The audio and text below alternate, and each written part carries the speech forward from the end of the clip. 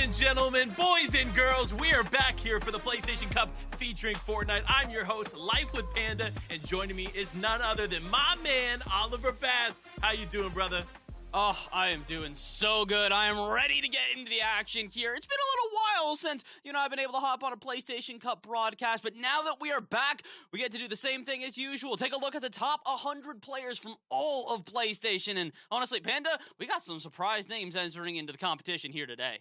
We definitely do, but let's talk about how those surprise names made it here through the format. Now, there are two qualifiers that were leading up to the event finals, which is what you're watching right now. Now, this is the standard battle royale, so that means builds are active and ready to go for these players. There are 100 solo players competing across 6 games of competition, all for a chance at some incredible prizing. But we got to talk about the points and break this down for us, Bass. Points here, pretty standard to most of the solo events you're going to see in Fortnite. Victory Royale going to be 30 points. It's a 5-point drop-off to second place as you get 25 points, and then 3-point drop-off from there to third. 2 to 1 points differential all the way down to 75th place. That's where you got to get to if you want to guarantee yourself some points, or maybe get some eliminations instead. 2 points per elimination here, and really, those eliminations are going to be valuable because the prizes that we have today, Panda, my goodness, prize pool stacked as ever. I mean, look, we saw on socials all week long players from all across Europe going out buying PlayStations for the opportunity to compete for this prize pool. First place walking away with $2,000. Imagine, look, I don't know, Bass, but if it's me, I'm going to go spend a couple $100, get a PlayStation 5 and compete in this. I mean, honestly, this prizing is amazing. Yeah, this prizing is amazing, especially considering it is not only guaranteed money, but if you make it into the top 10, my goodness, does it start to shoot on up. $800 for 10th place, but from there on out to at least $1,000 in the pocket of every player within our top 9. There's a lot of players competing here today. Like we said, 100 of the best that PlayStation has to offer. We've gone through 2 qualifiers to get here, and now we just got to look at who actually has qualified. And we got to start off with Trulex. Trulex being one of the most notable names there in Europe. We've seen him play with the likes of Pink and others to do massive things in the competitive scene. And now he's competing for his opportunity to be the champion of the PlayStation Cup today here in March. But he's not alone here, Bass. There's a lot of big names that are hopping through here. Another one I do want people to pay attention to is Teeny on that left side. They're a console pro, if you will. They've done a couple of these PlayStation Cups and have had very good results, but I don't think anybody's got better results than the man on the right side of your screen right now. Queasy has qualified here for the PlayStation Cup Finals, and I mean, honestly, if you don't know who Queasy is at this point, get ready. You're going to be in for a schooling. You'll remember his name walking away from today. I mean, FNCS champion multiple time. You got second place in the FNCS Invitational. Him and his duo, part of the most historic play in Fortnite history, and now he's competing here in the PlayStation Cups. Also, though, we got to talk about new plays. Another incredible player in the scene. Vertexia also on that screen as well. But now that we flip over here, we got to talk about it. Chapter 4, Season 2 has some pretty highlight players going into FNCS this season. One of those players, Pablo Wing Goo. He's been showing a lot of people that he knows how to play the game at a high level. I mean, he knows how to play the game at a high level, but here's where everything gets a little bit different. FNCS, it's duos. This is solos, and we've seen this before with solo competitions getting the results a little bit wonky because it's a completely different ball game. You don't have a partner to back you up. You go down, that's the end of your run for that game. There is no res. There is no way to get back on up. But a lot of these pros, they're going to know how to be able to handle that pressure, especially Malibuca, also qualifying here for the PlayStation Cup. You can see his name on the left side of your screen. Like we said, stacked lineup here today. A lot of players people got to keep their eyes on. Malibuca, man, the king of second place. Can we talk about this for a second? I love Malibuca. Last season, I had him bet to win all of Europe, right? He was my choice. But now I'm getting that Scented vibe. That if you don't know, NA Scented always coming in second place with his trio, even leaking into duos a bit in those top placements. But Malibuca, I think he could break that curse. I think there's a chance Malibuca could do big things, and it could even be here on the stage for the PlayStation Cup. Listen, that's not a bad stage to try and, break the curse, if you will. $2,000 going to first place is no small chunk of change, and honestly, it's also going to be a pretty big surprise considering the fact that, again, this is the first month we're really starting to see a lot of these more prominent EU pros get involved, and while they've maybe attempted at the PlayStation Cup before, you could see it. There was a buzz all around the Fortnite scene as players were going, okay, let's do this thing. Let's get into it. Let's get into the action. And speaking of getting into the action, we are just about ready for game number 1, but before we get into that, Panda, we got to tell everybody about why PlayStation Cup is even happening here. I mean, look, you might be wondering how to get involved here for the PlayStation Cup. Well, we got you covered. Go to compete.playstation.com, the link right down below there to get involved, or at least learn how to get involved, because it's not just Fortnite. There are so many incredible titles that PlayStation is hosting, so get involved. Go check it out, compete.playstation.com, but also you can check out a lot of this information and more in the PlayStation Community Discord. Now, this is a safe place for you to join the PlayStation Tournaments community and find regular updates on esports events, articles, videos, and meet with others to improve your game. Now, all you have to do is scan the QR code on the screen or go to the link just above that for your opportunity to join an incredible community in the PlayStation Tournament Community Discord. Now, look, I'm going to be honest. We're hanging out there. So you got to come hang out with us, right? Listen, I'm going to be there. Panda's going to be there. Some of the best pros in all of EU are going to be there now, as you have seen, because PlayStation Cup attracting everybody within the Fortnite scene. And, I think that we're about ready to get into our first game of the day. Again, Panda, we got 6 games up, 6 games down, but only one person can come away the winner here of the PlayStation Cup. Yeah, I mean, look, before we get into game number 1, I think we got to talk about a few things. I think we got to talk about, number 1, that this is a brand new season. This is the first PlayStation Cup taking place here in Chapter 4, Season 2. Now, we've had incredible additions to the map that I think are going to make a big impact on the day. We got the drop map here that we've been looking over. Bass and myself been talking about a lot of things. In the new area, we have 3, count it, 3 of the biggest players landing here in this new vicinity. We have Malabuka, Queasy, and Trulex, all choosing to go to the new area of the map, being spread across Kenjutsu Crossing. We have some players going some unnamed locations like Malabuka, and of course Trulex landing right outside of where Queasy's landing. So it's going to be interesting to see how these players take this new area and make it their own, because again, we haven't had the opportunity to see too many competitors be able to do this on the day. Yeah, it's been really interesting to see as competitions continue to grow here that so many people are focusing on that southeast area of the map. And I don't necessarily think it's a bad idea, nor do I think it's a good idea. I think it's an experimental one, if you will. There's a lot that we have to see, especially with the new zone polls here. 12 total zones means rotations through the center of the map are going to be a little bit different than before, especially in the southeast where there's a lot more water you have to traverse if you want to try and make an easy zone poll. However, vice versa, if you do get a zone poll that goes all the way to southeast, good luck. They're basically going to sit there at Kenjutsu Crossing or Mega City and kind of wait for you to come into their trap. And my God, the amount of traps that you can place while waiting for people to rotate through zones, let's say 6 to 9, I've seen some crazy plays already.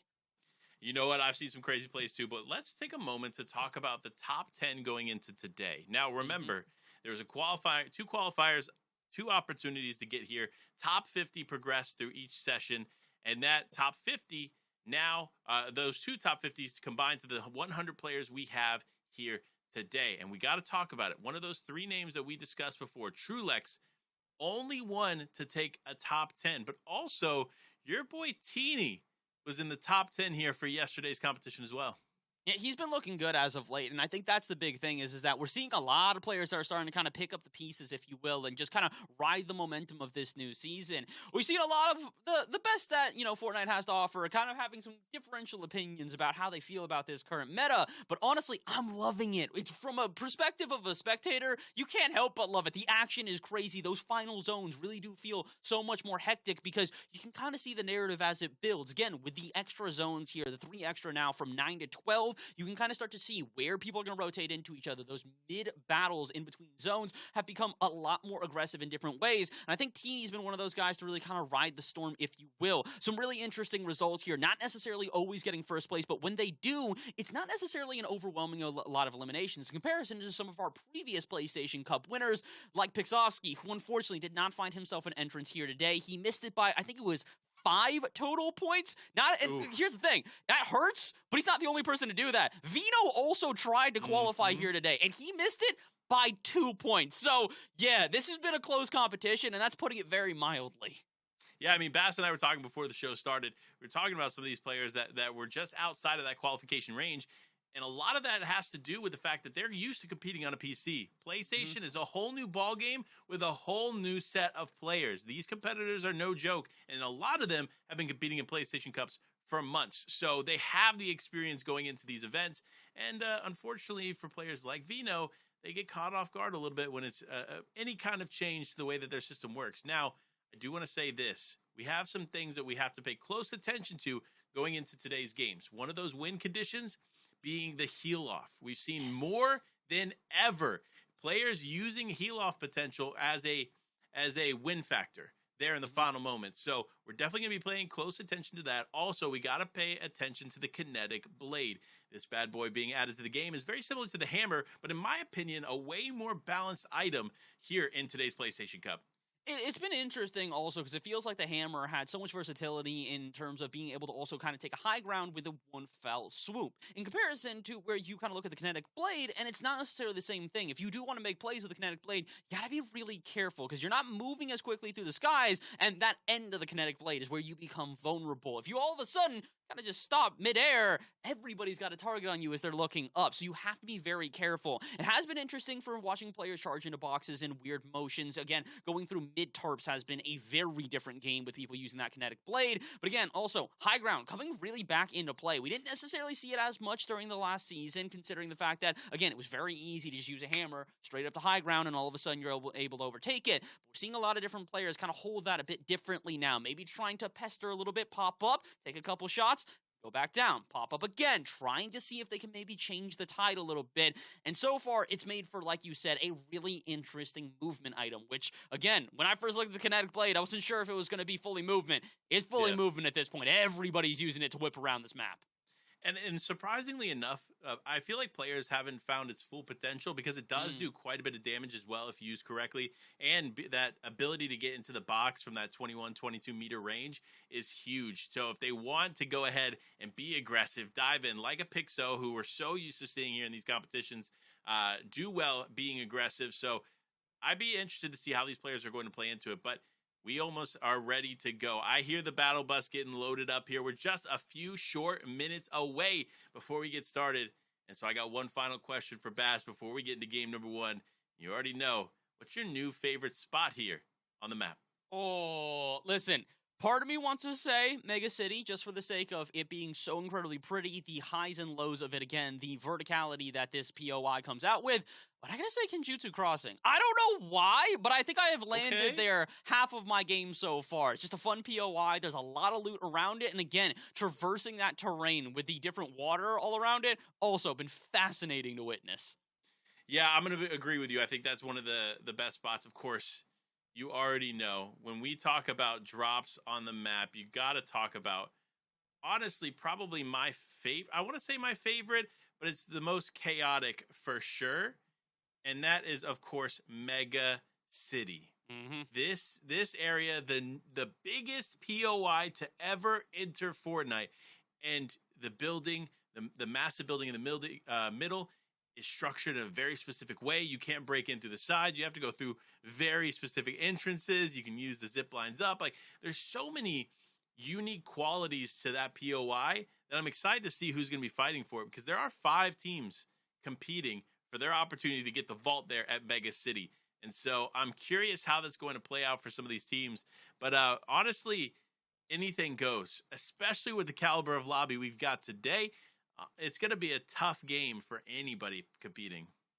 I really do think that this is not going to be easy, just due to, again, this loot not necessarily being directly on top of these POIs, but it is, again, with rotations through the mid getting a little bit more difficult. When you're looking at usually having the closing zones be 6 to 9, you're kind of expecting the rotations to get a little bit more chaotic, versus here where you've got a little bit more mid-game to kind of traverse with. Again, zones 3 to 9 have been very different in comparison to before, and now I'm just kind of waiting to see how does that difference sort of play out in a solos event in particular, because again, Right now, current FNCS, it's all duos. And that is Yeah. a very big difference here when you look at a solos event like this and know that the pressure is on, especially. You get caught out in a bad rotation midway through, I don't know if you're necessarily making it to zones 9 through 12. So you have to be very careful. There's a lot of rotations through these new POIs that people haven't quite been able to figure out. Again, Mega City in particular, if you're trying to rotate through that, eyes to the sky. Somebody on top of a skyscraper is going to pull out a sniper out of nowhere, and that's the end of your game. Yeah, it's going to be interesting to see how this plays out. But honestly, before we get into game number 1, we got to go to a quick, short break. So make sure to stay tuned and get ready because game number 1 is almost underway.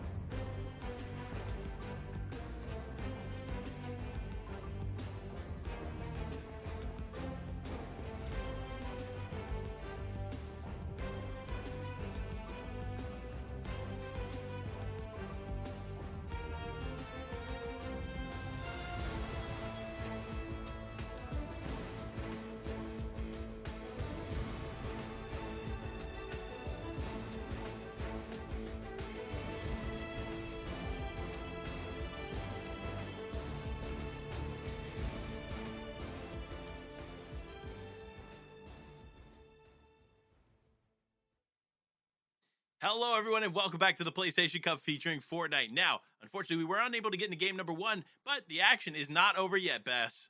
No, not quite. We still got a lot more to go here. That is only game number 1 of the 6 that we have, but we will have an update to the leaderboard very soon. But until then, we're going to go to a break for game number 1. But when we get back, like I said, leaderboard and game number 2 just around the corner, so don't go anywhere. We'll be back soon.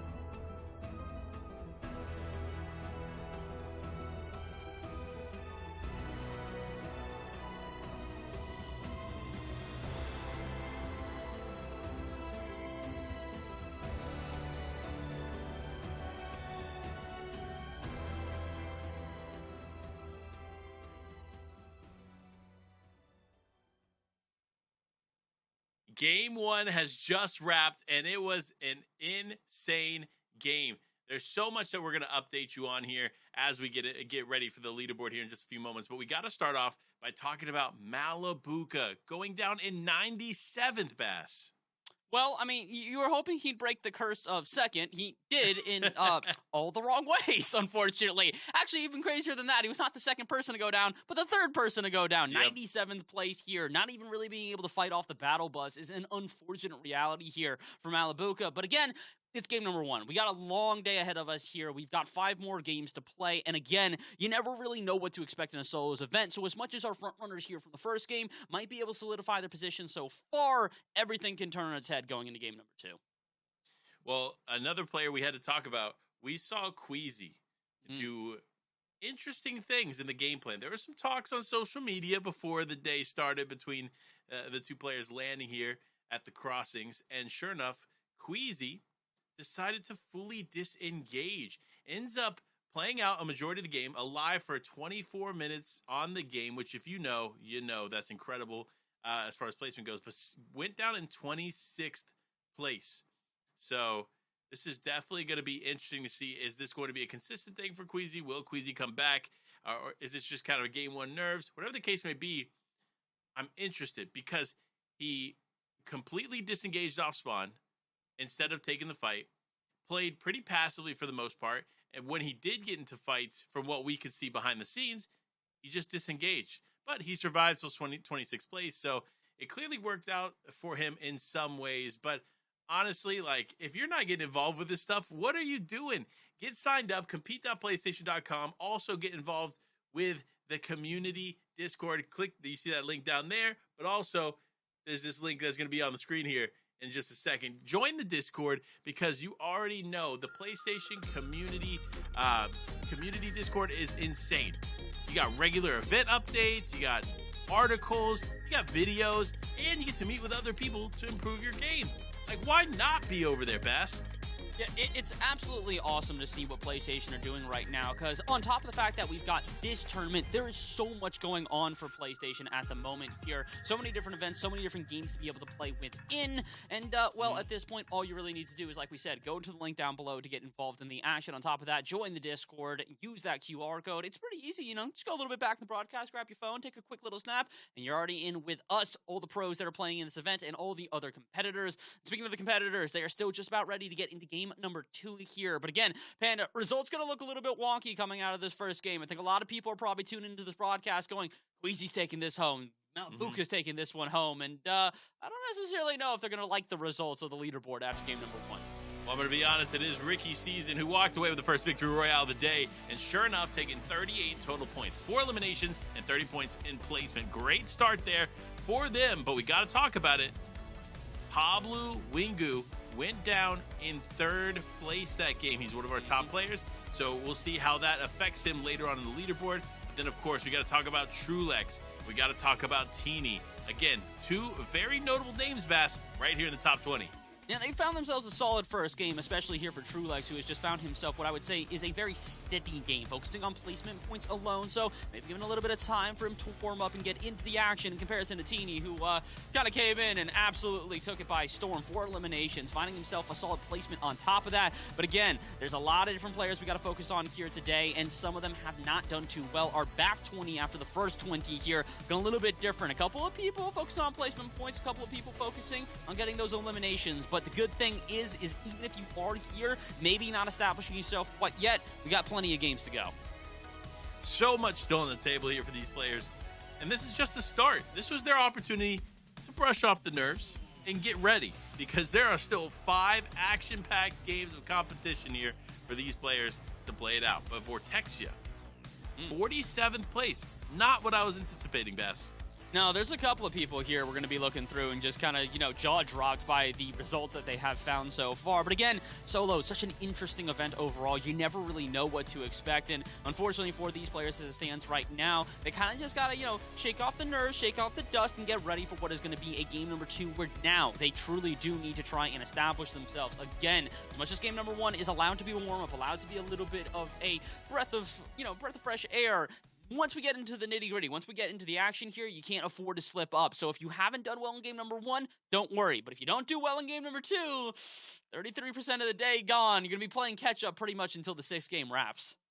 Yeah, but I mean, honestly, with some of these players' clutch potential that we've seen in past tournaments, I think it's possible, right? So don't count yourself out if you haven't gotten 2 good games, especially if you're a player like Malabuka, again, who went down 97th in game number 1. Not what we were expecting there to start off the day, but you know he's going to be coming back with a vengeance here in game number 2. But before the battle bus loads up and ready to go, we got to talk about some of the contention we did get to kind of see behind the scenes there for game number 1. And there are a lot of players landing on the southeast side of the map. A lot of notable names as well. We did talk about it in the pre-show. We got to talk about it again because we saw a lot of fights play out in that area, causing a lot of players, unfortunately, to go down early. And that's the big issue with that zone is that, again, there is so many sort of elevation changes there. If you're able to get to the top of Mega City, drop early, all of a sudden, you're looking at other players who are still trying to get out of the battle bus and onto the ground. And if you find yourself solid enough, say a sniper or an AR, all of a sudden, things get a little bit dicey if you're even just trying to land. Again, that's kind of the theory we have right now about maybe why Malabuka wasn't quite able to really perform in that first game. But who knows? The only thing we do know is that in game number 2, he's going to have to step up and maybe try to play a little bit safer when it comes to his landing spot, when it comes to the POIs that he is trying to target. Because again, with so many people being there in that southeast zone, you know it's going to be a very, very hot start. Speaking of a hot start, it's time to get into game number 2. Again, this is the 1/3 point of the day. We'll be 33% through once we finish this one up. So while the warm-up is still around, you definitely do not want to start ice cold. You got to get red hot and get into game number 2. Yeah, now's the time to pick up the pace and get going. But honestly, I got to take a moment to stop here. Chapter 4, Season 2, beautiful. Look at this map. Dude, I've been playing this game since the very first season of it, and I remember all the way back then, we were like, this is looking pretty cool. I like the way that they have built this out. If you had showed this to me back in 2017 when I was playing this, yeah, there's no way I could have told you this was Fortnite. It's beautiful. Every single POI has looked so incredibly robust in comparison to what we have seen before. And again, it's those graphics updates. Shout out to UE5, man. Beautiful as ever. I mean, honestly, not only UE5, but we got to shout out UEFN coming out this week. Some incredible additions to the game. You're talking about how you played in Chapter 1. Well, guess what? With UEFN, we see Chapter 1 kind of back in the game. It's crazy. The possibilities are endless, but the possibilities are limited here in game number 2. Who will come out on top? Who will have the comeback? Will Malabuka be able to survive off spawn this time? And will Queasy go for height and go for the win? All answers almost ready to go here as game number 2 is prepping to go underway. Yeah, I'm very excited for this one here. Again, I also want to see if maybe Pablo can follow up the performance that they had in that first game. Again, 3rd place puts them in a very comfortable position and maybe play this one just a little bit safer in comparison. As that game, they played relatively safe as well. 3rd place with only 3 eliminations means that they weren't necessarily going out and trying to look for engagements as much as maybe wait for them to come to them. And again, the zone changes here in this new chapter, this new season, it's going to make this really exciting. You're going to see a lot more battles during the mid-game, a lot more rotations where players are forced to kind of engage with each other. And speaking of engagements, see if we get any off spawn here. Again, last time we dropped off the battle bus, a lot of players heading back to the lobby super quickly.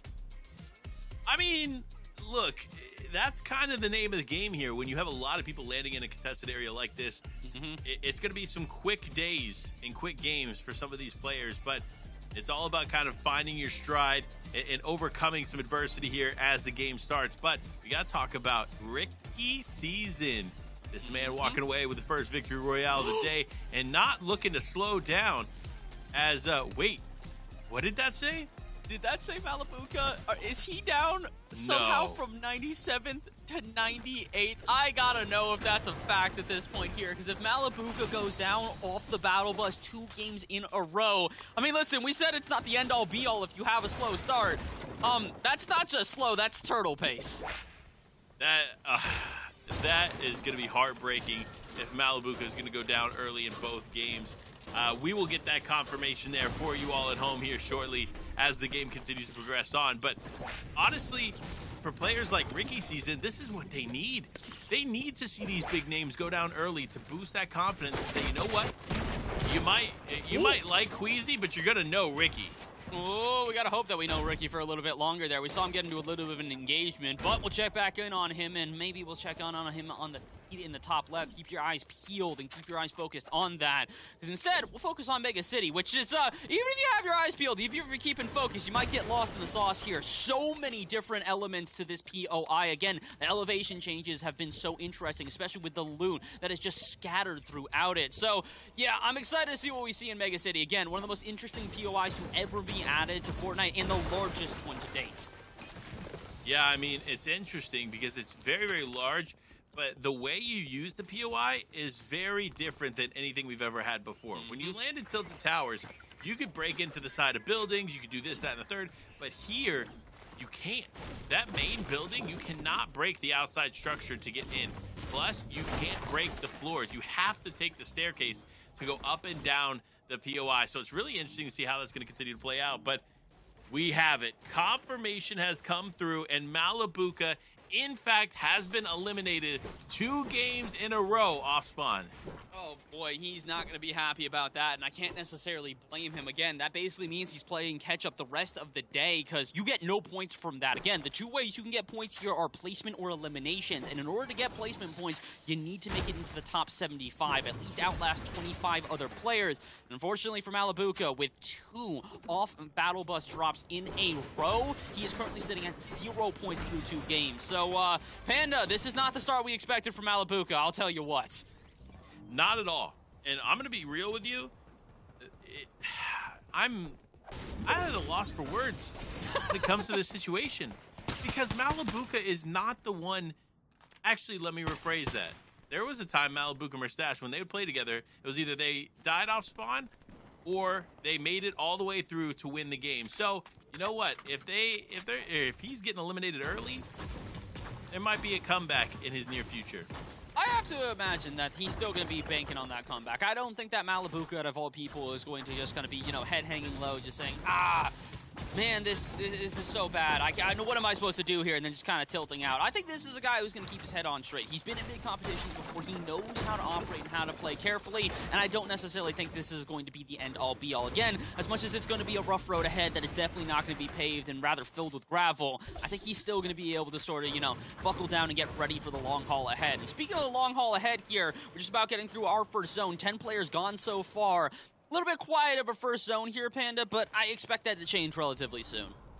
Yeah, and remember, there's a reason these players are lingering around Brutal Bash, and it is none other than that vault right there in the first few zones, usually about 1.5 zone mark. So going into the second zone, these NPCs will appear. They'll appear not only with some pretty decent loot, but also a key card to get into that beautiful vault. So if you want your chance to get a mythic shotgun, and that mythic havoc shotgun, only one to be able to one pump your opponents, you have to wait for the NPCs to spawn. So that's what these players are doing. They're playing it way slower than you'd naturally play Brutal Bastion.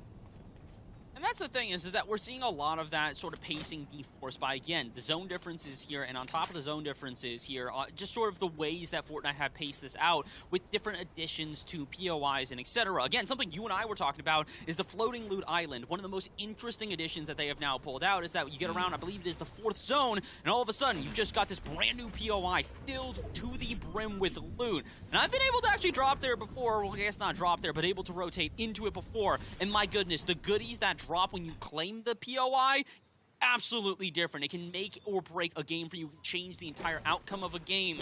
But first you got to get there. With 14 players already gone, it seems like we might have to drop a couple more before we get to that 4th zone. Could Outplayed be one of them? You can see AX here recognizes that there is a player in front of them, but they're debating on how they want to approach this. Frenzy Fields, a very popular POI. You do not want to get caught out here with very few sort of buildings in between to kind of cover the ground here. Frenzy Fields is a very open POI in which you can get spotted from a mile away. Yeah, you're not wrong. Honestly, you got to be careful when you're playing this area of the map. So many open slots, so many open terrain areas. It's tough for these players to rotate, especially if it is congested, as you already know, because that side of the map is now kind of packed down with quite a few people, mainly in Mega City, of course. But all it takes is a few players to decide to rotate in that direction, get on that edge zone, and unfortunately, you're going to be held out. So for these players that are landing in that frenzy area, they got to start moving. But also, for the players that are landing here in the new areas, you got to get them feet moving because you do not want to find yourself caught out here because a lot of players are going to want to go towards Mega City because once that vault is open, you never know. There might be an extra shotgun just looming there for you. Oh, and we got to talk about the shotguns again. Havoc shotgun has been something absolutely disgusting so far here in this current season. You and I have been talking about this a lot. It really feels like the old meta of the one pump days, you know? Just come through with a shotgun, get a couple shots maybe with an SMG to at least drain their health a little bit. And all you need is one good shotgun shot and you're sending somebody home yet again here. So it's been really interesting. The ways that people have been approaching box fights haven't necessarily been trying to, you know, maybe outlast your opponents as much as get that one golden opportunity. This could be the one here. Elite trying to find themselves a solid shot. They're taking a couple from a distance with that red eye, something that we've seen carry over from the last season into this one. The question is whether or not it's going to be as influential because, again, the meta leaning towards shotguns right now, so those long-range engagements are maybe more to sort of starve off players, keep them away from you at a distance until you're prepared to get in close range with that shotgun. Yeah, listen, honestly, with the kinetic blade and some of the other stuff existing around the map, getting into the box is no longer a problem. So if you want to get in there, you surely can. And the kinetic blade obviously being the main option to do just that. But for Felipe, just wants to play patient. Good positioning here on the side of the mountain. Does realize that you never know. Players could come from the south. Could potentially get some nice tags there onto any of those unsuspecting players. And there's enough brick down low that if you do start to get targeted, you can build out and mat right back up here quickly. Well, the question is whether or not they're going to be able to do that, and the bigger question is whether or not Smock's going to walk away from this engagement unscathed. Stands right now, they've got no shields on them, and unfortunately, with only a single med pack, this is going to be a problematic it's going to be a problem for them if they're not careful. Frey on the other side, spraying down walls with an SMG, just trying to make their way in, but the issue is other players are also trying to make their way into this zone. You can see in the map in the bottom right, this is not an uncontested airspace. There's a lot of different people here, and I think that Smock seems to know that as well. They're trying to get some shots from distance, maybe to avoid the storm surge, which is going to be popping up in just a couple of seconds here. Smock still trying to starve off Frey, see if they can get them just to maybe leave them alone for at least a second longer. A shotgun shot in response, though, will not land. Feels like Frey right now, kind of seeing the panic in their opponent, just waiting for them to make a mistake. Yeah, that's all it takes. It takes one little overextension, one little step into the box too far, and unfortunately, you end up getting caught off guard, especially with the Havoc shotgun, like you mentioned, being such a powerhouse weapon here in Chapter 4 Season 2. So for Cray, they realize it. They might not actually know. They might say, you know what? I'm not really willing to take this fight yet because I know that I could take a lot of damage. But honestly, with no shield onto Smock, this would be the time to take it. And I think for Smock, it's also vice versa here. The issue is for them is that they know other players are now starting to surround them, considering they are on edge of zone. And if they don't take this fight, they're going to have to look for shields elsewhere. They might be banking on being able to get a one quick headshot with that shotgun and sending Cray packing and then taking all of the shields that they have on them. Small pots, big pots, all over this player. And I think Smock, unfortunately, is realizing it's now or never. They have to try and take this engagement. They have to try and take this fight. Otherwise, I don't know if they're getting into the next zone. Yeah, they're going to have to start moving here. This is zone number 3, which means zone number 4 is right around the corner, and that beautiful island will appear here shortly. And that's going to be another place of contention here across this map. Even though it appears in zone 4, so many players go for it. And you may ask yourself, why? Well, the most powerful weapon on the map, arguably in comparison to the Mythic Havoc shotgun, is, of course, the Mythic blasters. This pulse rifle, let me tell you what, it is insane. The fire rate, incredible. Body shots from the hip are 54 damage. So imagine jumping into a box there, you hit that Havoc pump shotgun shot, it's not enough, and you swap over to that pulse rifle, it is wraps. All it takes is 2 shots to melt shield off of them, if you're not ADSing in, of course. So definitely something to pay close attention to, and that's why a lot of players are going to go ahead and play for that island. And I don't really blame them. Like you said, it is so incredibly valuable, especially with the Havoc shotgun doing so much damage initially. That is, as long as you can get another touch on them, it might just be enough to send someone home, and it looks like it's going to be Cray. This is what we were saying. Smock was not going to back down. They knew what they needed there. They knew they needed to get the elimination and to find a quick refresh, and that's exactly what they do. Small pots, big pots aplenty. Now, Smock, seems like your gamble paid off. You have found yourself with a fantastic refresh out of nowhere. I mean, honestly, and that's a bit of a confidence booster as well. Being able to get an early game elimination like that, it's going to set you up here for definitely a confidence boost, especially going into the rest of these games, because there's so many talented players here that are going to be holding it down, keeping you from your goals of winning this game, because they have the same ones in mind. But Fix Me, big shot comes through, going to go ahead and use the keg to refresh here on shield quite a bit. Smart play on their part, but if I'm the opponent here in this fight, I'm pressing this. I don't want Fix Me to be able to use this shield that I put down, right? I want that to be for me.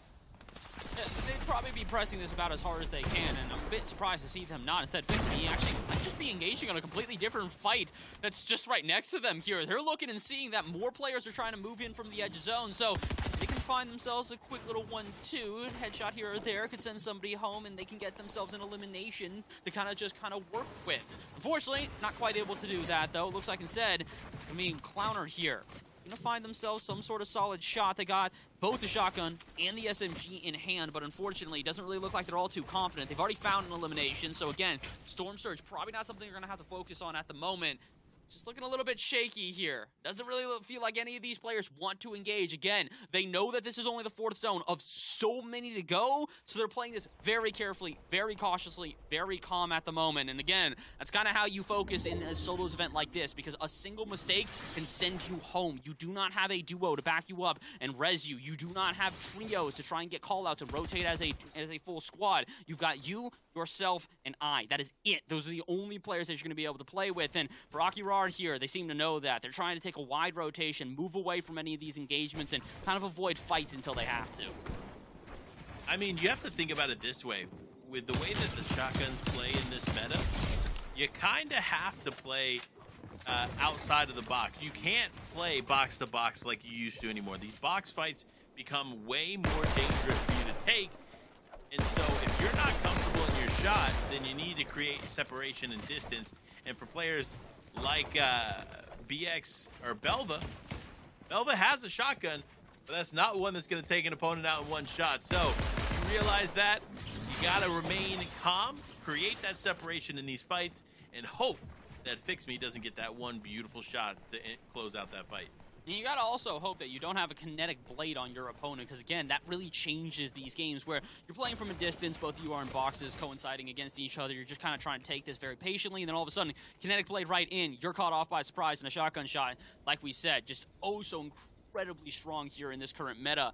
So this is kind of what you have to be afraid of here, especially considering not everybody is going to have a kinetic blade. At this point, there's a possibility with 75 players only remaining, there's a chance here. But again, kinetic blades, there are not going to be 100 on the map, and there's not going to be a guarantee of a certain amount either. So you really do have to play this one very carefully. Focus on being able to get one early in the game, or if not, maybe try to get one off of a quick refresh. If you can find somebody, have them drop, pick up their kinetic blade, it can be oh so valuable as we get further into the game. Speaking of further into the game, almost halfway through here with zones, going to number 5. Godded is going to try and get out here and see if they can find themselves a solid play to rotate through this northern zone. And you can see that. How many players have the exact same idea? All of them coming from the snowy north here, having to make a rotation more to the east side, and they're all kind of just trapped on the edge right now. Slappy Shore is really the only safe space, and I don't even know if I would call that safe, considering everybody's about to converge on top of it.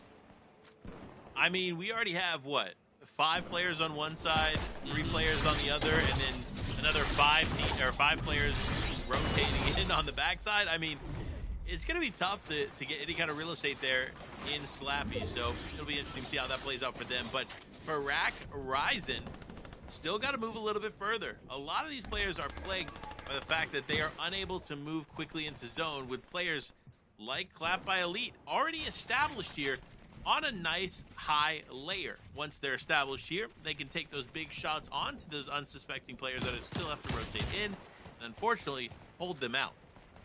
No, they're holding them out for right now, but I don't know how much longer they're going to really be able to do that. Again, Elite, we were seeing this earlier, just taking shots from a distance, trying to kind of make sure that their opponents are aware, hey, if you try and press me, I will absolutely shoot back as quickly as possible. Return fire absolutely every single time. And he's even trying to get a little bit aggressive, seeing somebody else shooting at that wall. Maybe they're going to try and get a tag or two with the walls falling down here. As again, we're starting to see structures built up all around the outsides of Slappy Shores, and that's not necessarily surprising. Not everybody's going to fit in the buildings here in the POI, so kind of got to expand it, create some suburbs around Slappy Shores. Yeah, interestingly enough, it looks like Storm Surge has finally come into effect. Typically, in past seasons, before the zones changed, we had seen that action start in Zone 3. Now it's Zone 6 that we see this becoming a factor, and sure enough, for Clap by Elite, he unfortunately is going to have to use a lot of those vital heals that he was saving for the in-game. Yeah, you really got to be careful here. And again, this is what makes Stone Surge so incredibly threatening, is that you can be prepared, you can be oh so ready, but as soon as you drop underneath that damage threshold and get shot from the lightning out of the sky, I don't necessarily know how prepared you really are going to be. Skyjump seems to be relatively prepared here. They've gotten themselves a very solid inventory, and with a kinetic blade on, all they got to do is just make their way into zone, and it looks like they should be able to do so uncontested with free loot. What kind of Christmas surprise is this in the middle of March? Are you kidding me? I mean, let it rain. To be honest, congratulations. Take what you can and keep it going. Skyjump, though, honestly, probably the most solid loadout we've seen thus far, despite the heals. I mean, there are some players that are out there looming around that do have pretty incredible heals when it comes to, like, 12 chug splashes and set up even with some floppers. Like, those are the people that are going to be playing till the final moments of the game because they want to go for the heal off and try to win with that win factor. But if you're Jack here, you got every other win factor, baby. You got the mythic Havoc shotgun. You got a legendary pistol. It's actually Skyjump having all this in their inventory and a kinetic blade. So basically everything you can need from a weapon perspective is right there in their hands. I will say, we've seen a lot of players kind of go back to the twin mag instead of the pistol here, and I'm not so sure if I agree with that.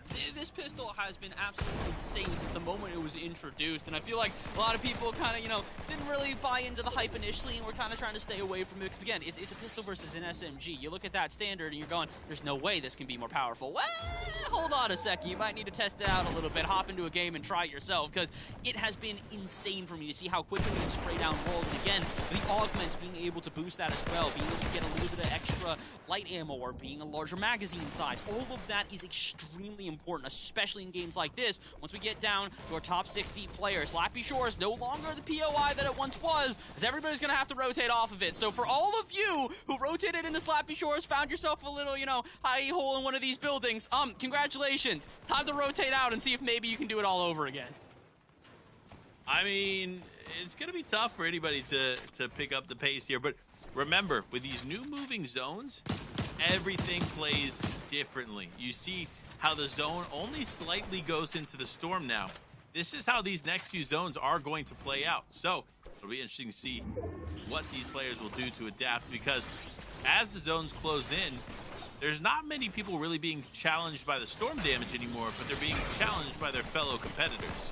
I will say, it's a weird feeling right now to not just hear a bunch of hammers going off and seeing people with it through the air just kind of on repeat here. We see a couple of kinetic plates here and there, but I think one of the biggest issues we saw out of the last season was when people did have those hammer rotations. A couple of them would kind of get picked off during rotation, because while you're in the air, you can't really do much. You kind of just got to hope that nobody hits you and tags you up too quickly, because all of a sudden you're getting tagged up, all your shield's gone or your health gone, and you're not even really that safe once you do make your rotation. Speaking of not that safe during rotation, I'm not sure if you saw that in the top left. Teeny out here before the top 50 in game number 2.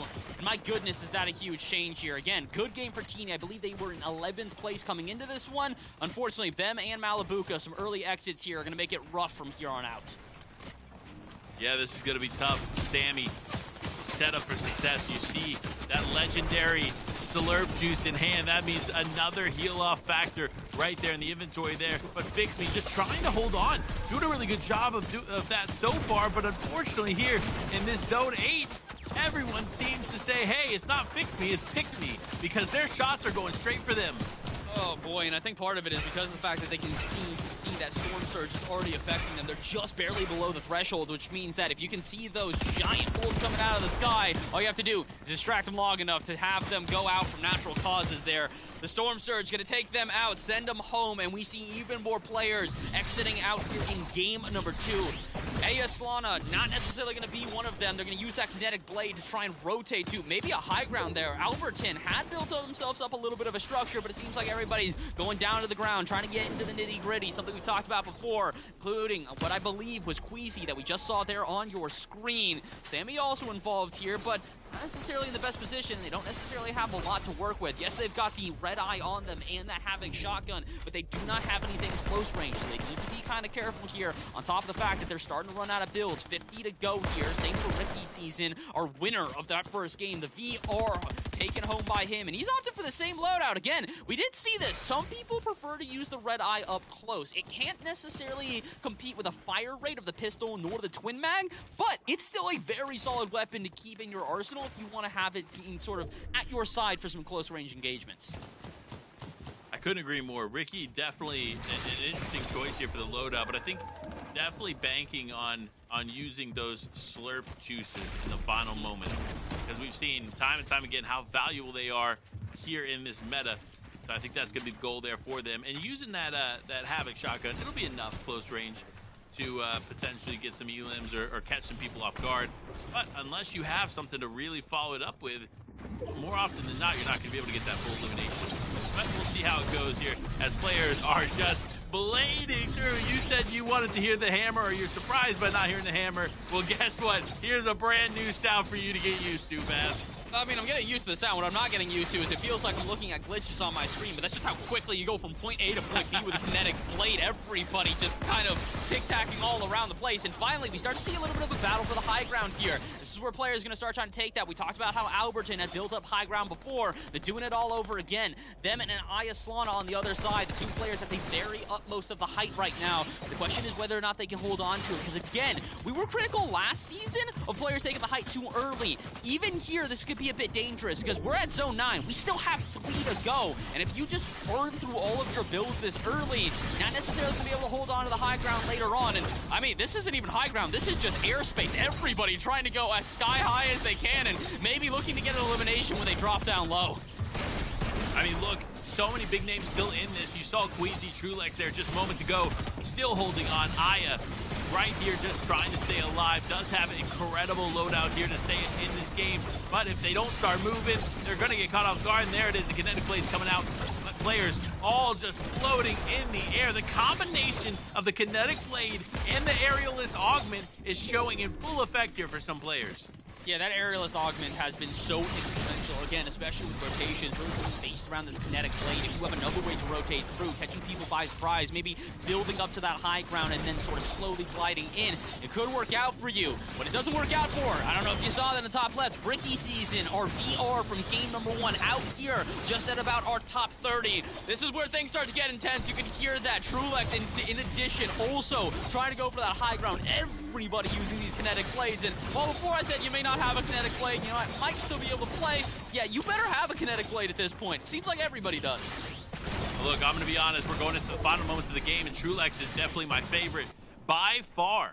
He is one of the most seasoned players to know how to play this game. But no, it's actually going to be Indy Zeh, one of our PlayStation Cup vets here, going to be playing for the high ground. Now, obviously, the kinetic blade in the inventory, that's going to be the something to keep them from taking fall damage, but also potentially the aerialist augment there in that situation. Both potential factors as to why they're going for a bit of a sky base, but honestly, it might work out in their favor because so many players are focused looking down and not up. We've seen this a lot, actually, so far here, is that a lot of players are so busy trying to sort of just survive at this point that they're not paying attention to what's above them. A couple of players might start trying to take shots up high, but again, that puts a target on your back, similar to the target that Asuka finds there. And my goodness, what an elimination and a quick refresh. It's going to be huge for them, but they still need to get in zone. Aerialist augment in hand. Shotgun doesn't land, but the SMG does. My goodness, 2 eliminations back-to-back to make it 7 for this player. What a way to go out, but unfortunately 7 eliminations is going to be the end of this game for them. Top 6 placement Still so many players up. 5 players remaining. You know the zone is closed here, Bass, which means the heel off is going down. NDZ versus Alberton. Who had enough? Wait, Queasy's still in it as well, and he wins it. Queasy walks away with a 1 elimination victory royale all through the heel off. What a way to finish it out here for Queasy. I didn't even know Queasy was still in the game. We're looking at Trulex, we're looking at NDZ, we're looking all around and going, yeah, this should obviously be them. And then all of a sudden, production pops up Queasy, and we're going, like, I don't know, Queasy, well done to you. I mean, hey, listen, we said you had an okay game number 1. You had a much better game number 2. Yeah, absolutely. Look, Queasy coming back in absolute fashion there in game number 2. And honestly, playing it to the meta, right? We've seen time and time again how that heal off is super effective here in Chapter 4 Season 2. So for players like Queasy, it's not a surprise that they were able to adapt so quick. I mean, honestly, not only were they able to adapt so quickly, but they did so relatively comfortably. You saw that still 2 mid kits on them, so they probably could have lasted a little bit longer there. But unfortunately for a lot of our front runners here, they're not necessarily lasting too long. Again, we got to look back and remind everybody, Malibuca, 2 off battle bus exits in a row. So for all these players that are making it late into these games, you should be pretty proud. You're outlasting some of the best pros that Fortnite has to offer.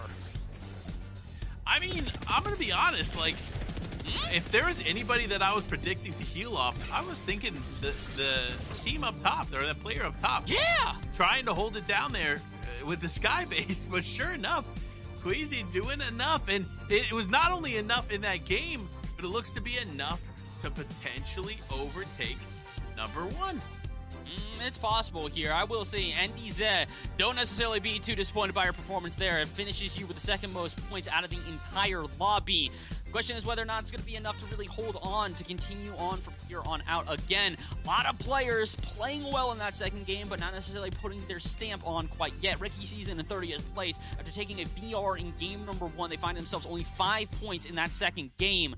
So it's getting a little bit spicy here, especially for Teeny. 56th place, you can see that on the right side, a single elimination and a single point off of placement. So again, that top 20 we saw from the 1st game probably going to look a little bit different coming out of game number 2.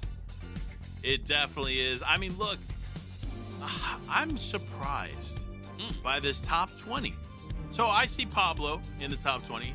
Obviously, Queasy making his way in the top 20. Trulex is there as well. But none of them are holding the top spot, it looks like, as of yet. So I'm curious how this is going to continue to play out as we prepare for game number 3. And we're just moments away. These games are back to back. So we have nothing but nonstop action for you all to watch at home.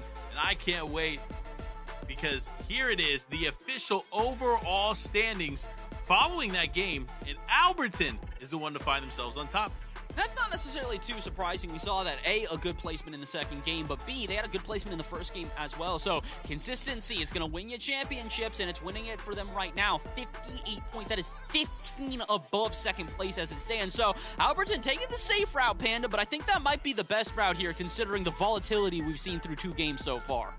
And for those at home that don't know, Alberton is Pablo Wingu. So when we talk about Pablo Wingu, we're talking about Alberton. It coincides. It's the same person. You know, just change your name back to Pablo Wingu. Anyway, yeah. Ricky, 2nd place. So our game 1 victory royale holder still holding it down a 2nd. And Queasy, winning that game, now climbs into the top 5. So interestingly enough, definitely some shifts there in the leaderboard as we prepare for game number 3. But like you said, we're about 33% of the way done here of this competition. 1/3 is down and out. 2/3 still left to go. Will somebody climb in the next 4 games, or will we see these same teams maintain their spots in the leaderboard? So many things are up for grabs here as we prepare for game number 3, and I'm just excited to get into it. Dude, I'm just sitting here just shaking in my chair, getting ready to get into this one, man. It just kind of feels like over and over again, we had 2 games of just absolute chaos. Maybe now is where we get a little bit of a settle down, although I've seen too many solos competitions before to be naive and think that we're going to get anything but absolute insanity going into this 3rd game. Is the midway point. So at this point, as much as we're talking about, you know, again, you can still have a little bit of a bad game. This is where, as much as I don't want to call him out, Malibuca, you gotta make sure you are at least getting somewhere here in this one, man. We've been calling your name all day. If you do not have a good game number 3, I don't know how much faith I'm gonna have in you to pull it back in games number 4, 5, and 6. I mean, again, look, Malibuca and Mustache, when they played together, the first time we watched them qualify in Chapter 3, it was either they went down off spawn or they won the game. And there was no in between. And they ended up taking home the entire qualification after going down in 3 games off spawn. And they won 3 games. So if you can win with big eliminations, it doesn't matter what happens, but we'll see. Malabuka definitely going to have to change the game plan, though, because unfortunately, what he's doing right now is not working out. No, it's really not. And I will say this much as I do believe in Malabuka to do that, you got to prove that you're the better half of you and Mustache. That's the first thing here. You got to show that you can do it solo. And 2, it's not necessarily an elimination-heavy meta as it stands right now. We've been talking about this all day. The heal off, really one of the biggest ways to play. That's why we see Queasy coming out with a victory royale in game number 2 with only a single elimination. But as we get into game number 3 here, can Malabuka deny the inevitable and find himself a fantastic turnaround here? Like we said, Panda, it's now or never. Game number 3 is about here. So let's see. Can we see him avoid the Elam feed in the top left as he gets off the battle bus and into the action? Oh, man. I just can't imagine. Like, it would be heartbreaking to see him go down again here in game number 3. So keep a close eye because it is time. The battle bus loaded, ready to go, and players are dropping off here across the map. And let's see. Malabuka, again, remember, is kind of landing more central on the map in comparison to some of these other other players. So I'm curious what has been causing that issue. Maybe we could even tune into Malabuka a little bit and catch what is happening to him off spawn. But for players like Raizu landing over at the Lonely Labs, it looks like they're contested. What is going on here?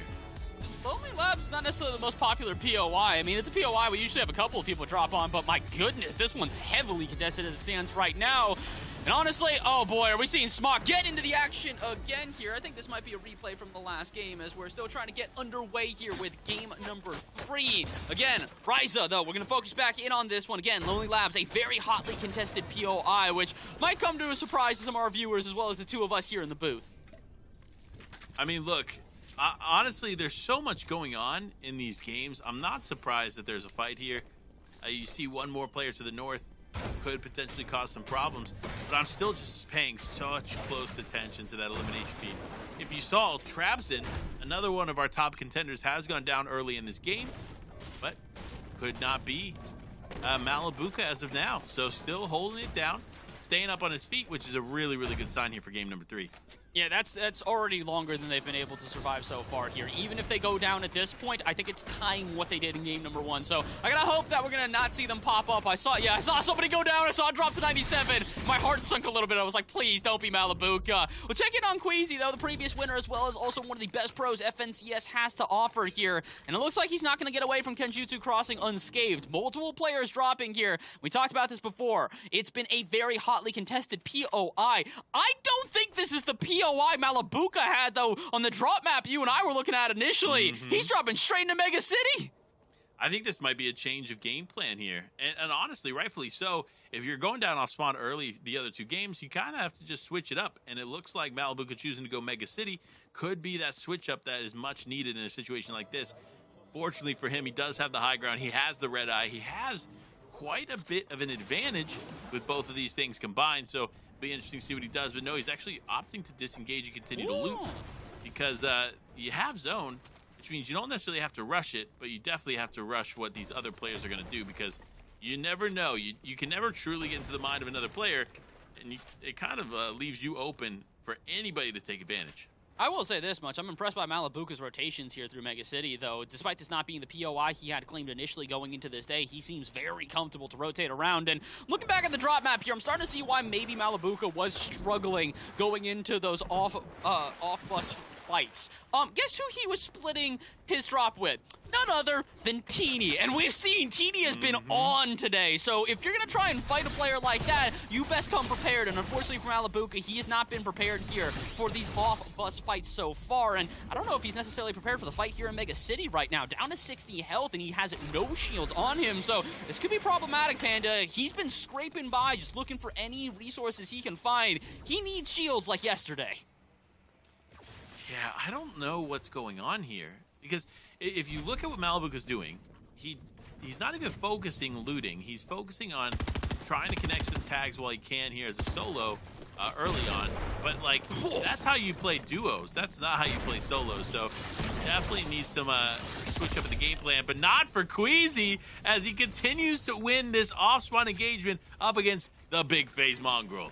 Oh boy, Queasy. I mean, he wouldn't let him go. You could see that he's trying to disengage. He's trying to get away, and it just wouldn't work out. Queasy says, nah, I need this early elim. Let me prove once and for all that I'm the king of Kenjutsu Crossing. And, well, Malabuka is still just trying to kind of survive getting out of Mega City. You can see the rotation out. Finally going to find himself a little bit of shields. Maybe this was the plan. Loot up early and then just grab some of the jellyfish instead. But again, it's a risky plan, especially considering they didn't necessarily get the best loot. A red eye on them, but it's gray. A shotgun on them, but it's not the Havoc. And on top of that, they still only have 8 builds total. So, yeah, this is looking a little bit sketchy here for Malabuka, but it's looking sketchier for Okram right now. They're facing off against Teeny, and I think a third party, they might almost be able to take out Teeny, but they need to be careful because a quick response, and Teeny finds themselves an elimination. They're first in game number 3. That was a huge fight for Teeny. Teeny was actually almost losing that until this player now got involved. But man, that player don't miss as Teeny taking a ton of punishment there for opening up and trying to exchange. And it is Kurama going to walk away the victor of that fight. But that war is not over yet as Teeny is able to heal up and is just going to play this patiently. Play into the builds and hopefully not have to worry about this player pushing him. I will say this much, Kurama's not a player that you should sleep on whatsoever. For the audience at home, this is a guy we've seen through multiple PlayStation Cups so far here in Europe, and he's done well on multiple different occasions. So to see him on a return here in this PlayStation Cup in March is not too surprising. And on top of seeing him return here in PlayStation Cup, to see him just absolutely going after Teeny, also not surprising. This is a confident player, and for a reason, drilling his shots from a distance. And Teeny, honestly, just trying to escape as it stands right now. It's not necessarily something I would expect for them as they continually have found such good off-spawn fights, but this one's a little bit different, using that kinetic blade to escape no matter the cost. I mean, sometimes that's what you have to do. Unfortunately, you're just going to have to kind of go with the flow of the game, and with the shots that Kurama's just landing, it seems like Teeny can do nothing to respond, so great on them to just fully disengage here, but the game's not over yet. We're only in zone number 2 of 12 here, folks, so there's still a lot on the table here for these players. Unfortunately for Teeny, he's going to get that Jelly Angler Augment, and that's going to get some of that missing shield back onto his person. Oh yeah, that's going to be huge. Again, we've seen that so many times. Jellyfish so incredibly clutch here in multiple different occasions, whether it's the heal off at the end or really mid-game just to give you that quick little boost.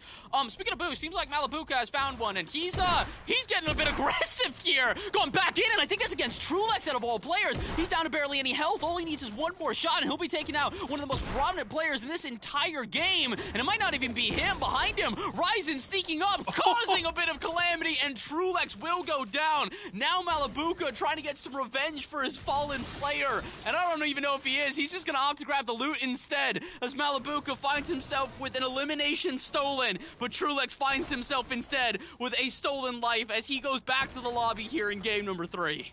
A sad finish here for Trulex, but we love you, Trulex, honestly, here at the PlayStation Cup, so more games to come for sure, but for players like Ryzen, they're still lingering. Potentially, oh no, actually now opting to disengage, of course, as I say that. And it looks like they were lingering for the chance to get that shotgun that we discussed before, because of the power of that vault is insane when you are able to actually take it or take what's in it. But with the zone pulling far north, you kind of have to opt to focus on the game plan, and that game plan is staying alive. Yeah, at this point, we're starting to see it's been very difficult for players to find consistency through the early zones. It's really once we get to, say, zone 6 through maybe 12, where you start to see maybe a little bit more of reserved play, if you will. Again, people really fighting at these POIs. It's like a boxing match every single time that we tune in, and it's, I want to say surprising, but honestly, how surprised can you be when we're almost halfway through the day, and it just continually is the exact same thing. 10 players drop almost immediately. The first 20 to go are oh so quick. So, I mean, at a certain point, you kind of got to adjust to what is the meta right now, which is an aggressive start, a little bit more reserved of a mid-game, and then a game at the very end that is focused on healing and outlasting your opponents, not necessarily out-fragging them as in seasons or chapters past. So, keep a close eye, guys. This is kind of the first preview you're really going to get to the competitive meta going into this season, and it's looking a lot different from some seasons past. Yeah, I'm excited to see how this continues to evolve, because remember, with the way that the gameplay just continues to change throughout the season, it causes these rifts in the way that people and players prepare for these events. So while we see it playing out a certain way now, that definitely can change here in the near future. So I'm curious how players like Akira are going to be able to adapt. Here are doing a good job right now, just kind of trying to put attention away from them. You put a couple of warning shots out there, recognize to other players that, hey, maybe you don't want to engage with me. I'll play there on the outskirts, also trying to not engage with Akira right now, as they've got a great inventory on them. Again, as much as I don't necessarily love seeing the twin mag over the pistol or the red eye here, when you have a purple one on you, yeah, I can't really blame you, especially Mythic Havoc on them. My goodness, what an incredible shotgun that is. Rendy's one of our top players right now. Doesn't necessarily feel like they're in much of a troublesome position either. Good inventory on them, a decent amount of heals on them, and a ton of builds to work with. So again, so many players right now kind of preparing for the long hauls. We're getting through the zones here at this point. Feels like a lot of these players just kind of waiting for their moment to shine, as it looks like we're going to have a zone pulling north this time. Got a couple of them to the east, a couple of them to the south. But now as we get into the snowy north, this is going to look a lot different than some of the games we've had previously.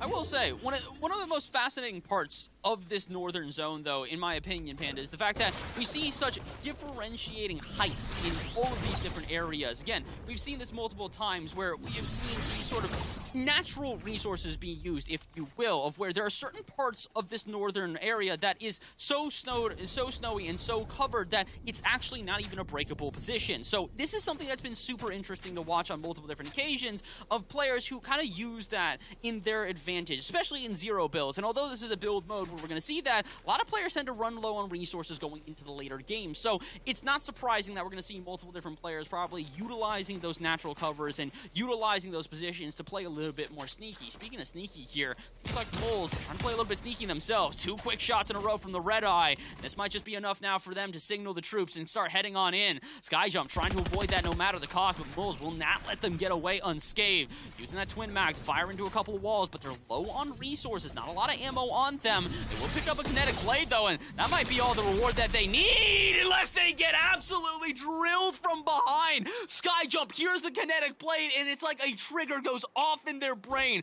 Multiple shots connecting with absolute precision. Skyjump with probably the most impressive elimination we have seen all day. My goodness, what a turnaround from this player. That is tough, honestly.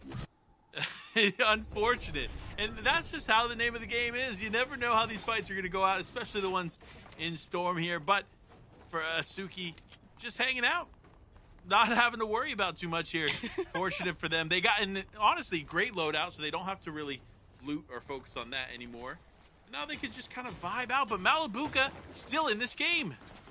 Oh my gosh, he's finally done it. He's been able to get past the first zone. This is a brand new day, a brand new dawn. And for Malabuka, listen, we haven't really been able to see you fight too much today, or at least get an elimination from it. Again, your Trulex Elim was stolen from right out of your grasp, and you change that up here in this one. First, you're probably going to need to heal. They're recognizing, again, not too great a health. Seems like they might have gotten to a couple of different engagements here or there as they rotate through this fourth zone. Again, that Jelly Angler, such an incredibly powerful augment here, and it makes sense to why so many players are opting to hold on to the fishing pole now later in the games. Usually this would not be a part of the loadout whatsoever, but here, in this meta, in this current season, yeah, you probably should have that if given the option. Yeah, honestly, augments this season have not been, in my opinion, as impactful as previous seasons. So the Jelly Angler, as well as some of the other Season 1 augments, seem to be the go-tos here this season. Obviously, we have like Medium Amp and some other additions that are definitely viable, but I do believe, as far as what we've seen so far, that some of those Season 1 augments are definitely more of the way to go than others. But looking around here, the zone's closing in. If you're one of these players on the edge, you got to get to stepping. Yeah, you really got to start moving now, especially considering we're getting close to Storm Surge as well. And when that does pop, some players are going to be hightailing it real quickly here. For Volva, it doesn't really seem like they're doing that, though. They are fighting up against Skyjump, who we already saw taking elimination in quick fashion as well before. Not going to take it here. They could hear that kinetic blade just whip on out of there, probably trying to save this fight for another day, and for good reason. Storm is closing, so Volva's going to need to move out of their position no matter what. try and use some previous builds maybe here to work around with. They have a decent amount on them, but they're still just getting chased by that zone. And again, it's so incredibly scary when you're getting chased by zone, because not only are you possibly taking damage from that, but if anybody recognizes you just barely on that edge, they're going to guard it. They're going to force you to stay on the edge of zone and not allow you into a safe space and slowly tick away at your health. Malibuca trying to avoid that reality, so they're whipping it in with a kinetic blade. With only a single charge on them, they got to be careful using this last one before it reloads in a couple more seconds here. That's why you can see them playing so carefully. And this is what I was also talking about before, Panda. These natural differences in height, these natural sort of protections that come with this northern zone. There's a lot of places you can hide unless you're Snozovsky. That was a very close call for them.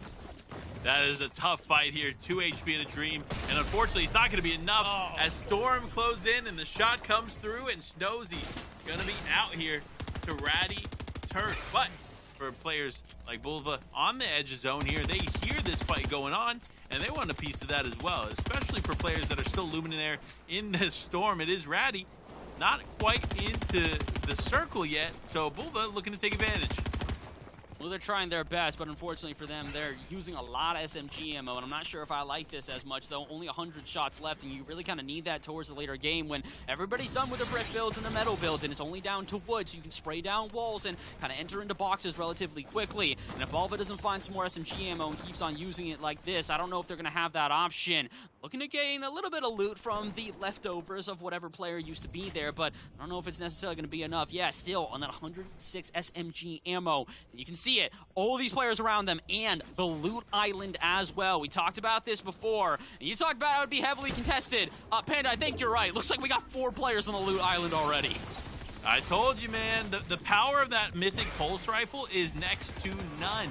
And obviously, the mythic Havoc shotgun is very, very good, but that pulse rifle, with that fire rate and the damage it puts out, I mean, it is just tough to choose anything else. And sure enough, there it is. Toby going to showcase this rifle for us here for the first time in this game. This is a smart way to play it, too. They got builds all around them, staying on the loot island as long as they can. It's just about to get pushed out from the zone, but I imagine that they have a plan here. They still do need to hit their shots. Kinetic blade in hand, they're going to try and whip it across this little bit of the frozen lake, if you will, and maybe into a little bit of cover here. The cabin uncontested. What a pull and rotation from Toby. This is next level, and it might even work out for them as, again, look how quickly they're spraying down walls. You talked about the damage this does if you get hit by it. Talk about the damage it does to builds. If you're even trying to build up with something like brick, that's going down within a millisecond if you're not careful. I mean, honestly, good luck.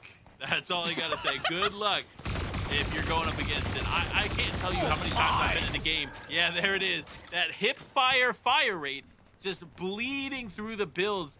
So if you're on the other end of that, you better put more than one layer in front of you in this shot, because that shot will make its way through.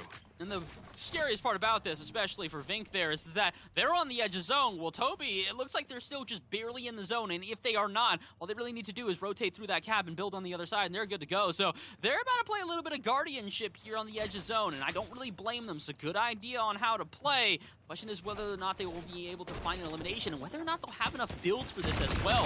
40 to go. It's not necessarily a ton to work with, and I think Toby's seen the reality that we were just speaking about. He's not really in zone. He's close to the zone, but if he wants to secure himself and hold on to that pulse rifle, he's got to make his way to the other side of this cabin and start building quick.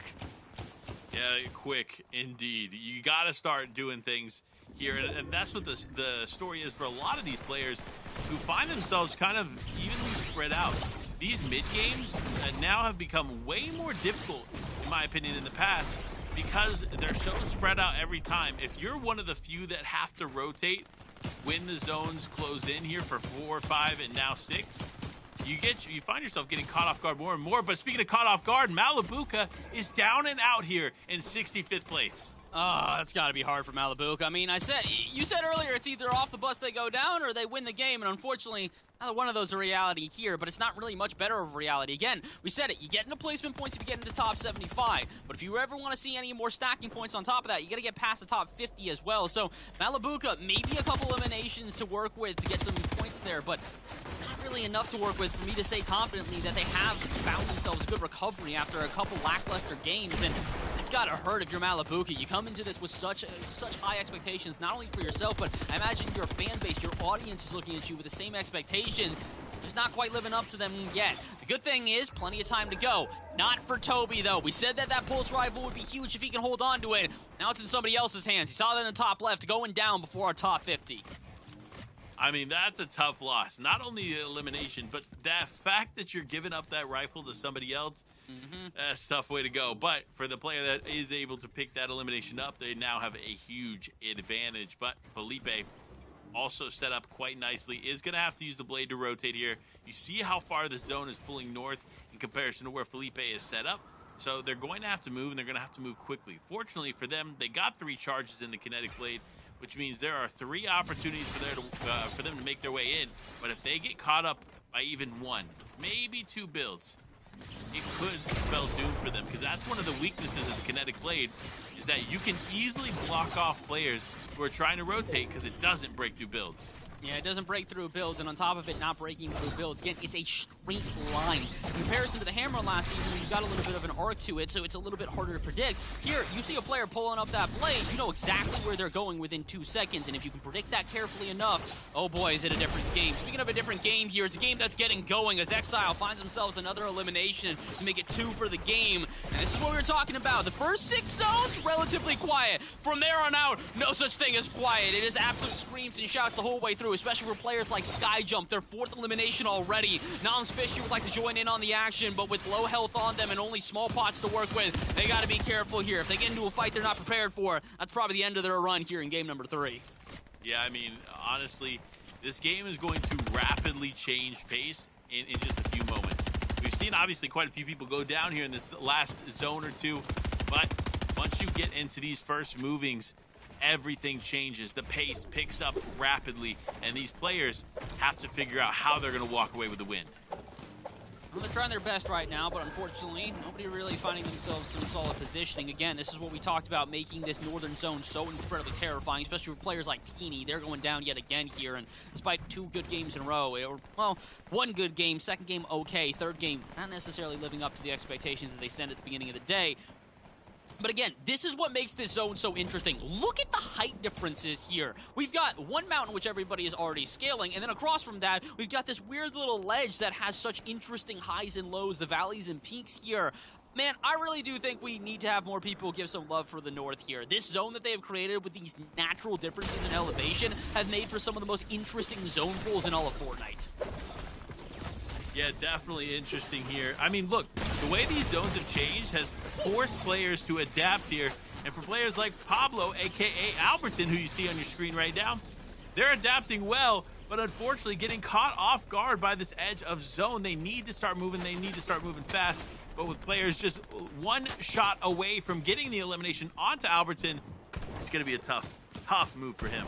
And unfortunately for Pablo as well, they weren't quite able to find themselves any sort of loot from that. I think it was just kind of leftovers that were around them. Would have been huge, but instead, now they've drained all of their resources and are going to have to try and find, I would imagine, a refresh off another player and also avoid the bullets that are coming at them. I'm not sure how they were able to do that. Bob and weave around. 2 of those shots hit pin, and that's the end of the game here for Alberton.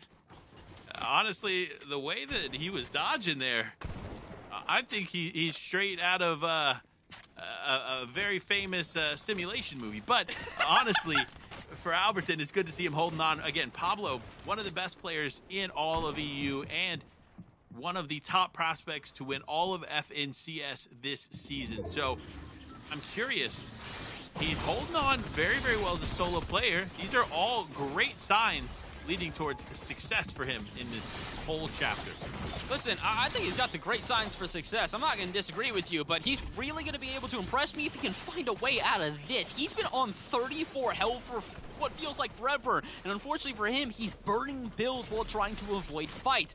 15 to go. We said he needed a refresh before. Yeah, he needs the refresh now. A player who does not, though, is Skyjump. We saw them get a really quick elimination earlier, and since then, it's been smooth sailing. Full SMG ammo, a ton of builds on them, and now a fight for the high ground, while Alberton still in the low ground, in the mud with the pigs, and he's got even less health than before. His shield is gone. He needs to land the shotgun shot and find himself some sort of reconciliation, and he will not. He goes down before our top 30. Not the greatest placement for him, but again, the fact he even survived that long is already mind-blowing to me. I absolutely agree. Still a great finish there for them. But Queasy under the surge threshold, meaning that he's going to be taking quite a bit of damage by that purple lightning. And so for him, he's going to need to keep moving. And I think, if I'm not mistaken, so he does have the Jelly Angler augment, or Jelly Angler augment, but he doesn't have a fishing pole. So this is going to be definitely a tough game for him to play out. Fortunately, though, Surge no longer a factor here as he goes for a little sky base. I will say this much, though. It's not too surprising to see him drop the fishing pole when you recognize that he's a player that loves to play that high ground. I got to see another competition recently where he basically took high ground every single game. This was his goal, was to give that win condition in his favor to the best possibility. And really, when you're that far above to where 3 kinetic blade charges in a row can't even let players catch up to you, you've done this correctly. So Queasy in a great position right now, but he's got to be careful, especially when Saints as the one who is coming away with this pulse rifle. That's not a player you want to have that if you are Queasy, because we talked about this player a couple of times before, maybe not today, but pay attention to Saints. I believe he's a previous PlayStation Cup winner, and if that is the case, good luck to anybody fighting them. Good luck indeed. Queasy, though, holding it down here in the sky. Going to be landing on an unsuspecting player, but no, actually doesn't get the opportunity to go for the shot. And with that Gray Havoc shotgun, it's not necessarily a lot to work with, especially in comparison to the Mythic and others that we see in this lobby right now. Queasy's still going to be using the Kinetic Blade to rotate, and unfortunately just going to not find what he's looking for. He wants one of those special drop shots that's just going to get a quick elimination. And unfortunately for him, he's going to have to use those vital resources just to stay alive in those chunk splashes. But the big shot doesn't come through, and unfortunately, Queasy is now out. Yeah, not too surprising there. He had no builds left, so at that point, all he's looking for is a Hail Mary to maybe find a quick refresh off of somebody else, steal their builds instead. Luca not going to be able to do that. He looks up, and unfortunately, all he finds himself, it was with an absolute demise. Just going to trade there. Destru takes him out, but the person who comes out on top is Aki Roar. We tuned in with them earlier, and we tune in again. 7 eliminations of the Victory Royale in game number 3. Wow. Honestly, an impressive finish there for them. And honestly, I think that's the first finish we saw today that didn't go to heal off. So that was a quicker finish than we've seen in the last couple games. So honestly, I like it when it finishes that way, to be fair. Look, the meta is what it is, but when you know there's multiple ways to win and you don't have one of those win conditions, you're forced to go for the other. And sure enough, that's what they did.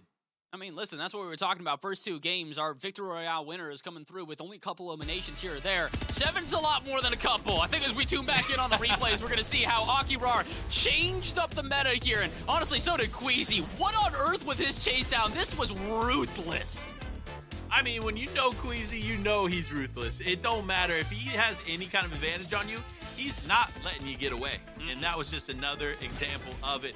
I mean, honestly, with the way that this lobby is thinning out, at the pace that it's thinning out, it's kind of surprising. So it seems like it stays very, very full until about Zone 7. And then all of a sudden in Zone 7, everybody just starts dropping like flies. It's crazy to see how there's the front half of the game and the back half of the game, and it really is 2 completely different games at that. Well, it's a game. Akirar comes out on top. Look at how quickly they're just popping heads left, right, and center. A fantastic game, which gives them 44 total points here. Not only the VR, but also the elimination leader of our top 20. That is an impressive point difference. Now, if I'm not mistaken, is 44 points the most points we've seen in an individual game today? I think so, at least for my standard. I'll say that much. I think so as well. So definitely an interesting game for them. Queasy still finds himself in the top 10 situation when this game finishes. But looking across here, you see NDZ, you see players like Topco, Alberton, a.k.a. Pablo, finding himself in 34th. So many players not necessarily having the success they were looking for in that game, but that does not mean they're out quite yet. No, not quite, especially when you're looking also at players like Saints Mad. Again, that is a player I hope people start to pay attention to. We didn't necessarily mention him at the beginning of the day, like players like Tiny, who are in 49th place, but I hope you do pay attention. He is a very solid player who we have seen PlayStation Cups prior do incredible things, and unfortunately for all of these players, though, who didn't do as incredible things, are back 40 years. We get 61st through 80th. Now it's time to get going, especially for a player like Ricky Season in 78th. Not a single point taken from this game, or even maybe Malibuca on the left side, who finally gets their first points all day, and it's a single point. So, Now we're at the halfway point. As much as we were saying, giving you the benefit of the doubt, slow start or not, it's not time to go slow. Get pedal to the metal. You've got no other option. Yeah, look, you have no more options here. Like you said, you kind of have to start picking it up. Unfortunately, 1 point is not going to be enough to put you into the top 10, top 5, even the top 90. So, honestly, we have to see how these games are going to play out as we have now officially hit the halfway mark. So half of our games are done, 3 more games to go, and curiously enough, a lot of shakeups from what we anticipated going into the day. Yeah, this is not exactly what I expect. Listen, again, I promise you, this is the last time I'm going to talk about him if given the option. I expect to see Malibuca at least somewhere in our top 20. That was the expectation coming into this one, is that we're like, again, it's solos. You never really know what to have with solos. So many events we've seen prior in the Fortnite competitive scene, it's coming with the expectations for the pros to go crazy, and then it's just kind of upsets out of nowhere because solos has that chaos. But it's usually at least an upset of like, okay, they're competitive, they're staying in this one. I haven't really seen that. Even at a Queasy, I would say. They get the victory royale in that last game, and they find themselves a solid placement here. But after the first game, we were already shocked to see them not necessarily doing too crazy. And it's even more shocking for players like Teeny, who are starting off strong, and then as time has gone on, they've seemingly not been able to keep up with this solos gameplay. So, I don't know. My expectations went out the window probably at the beginning of game number 1. At this point, I'm just kind of hoping maybe I can use a fishing rod to like pull it back and get it a little bit more understanding, but I don't think so, man. This is chaos, and it's chaos I love to see. Yeah, honestly, this is pretty chaotic. But look, everything is still on the table. Still so much yet to play out here for these games, and so many opportunities for the remaining players who don't find themselves in the top 50 to make their way in. So we will get ready for game number 4 here shortly. But we've seen some interesting zone changes. We talked about the 12 zones versus the 9. Mm-hmm. But honestly, it seems to commonly continue to pull north. I feel like this is a trend that we typically see here in the first half of a season, and sure enough, that continues in the PlayStation Cups. Do you think we're going to see any southern zones towards that mega city area?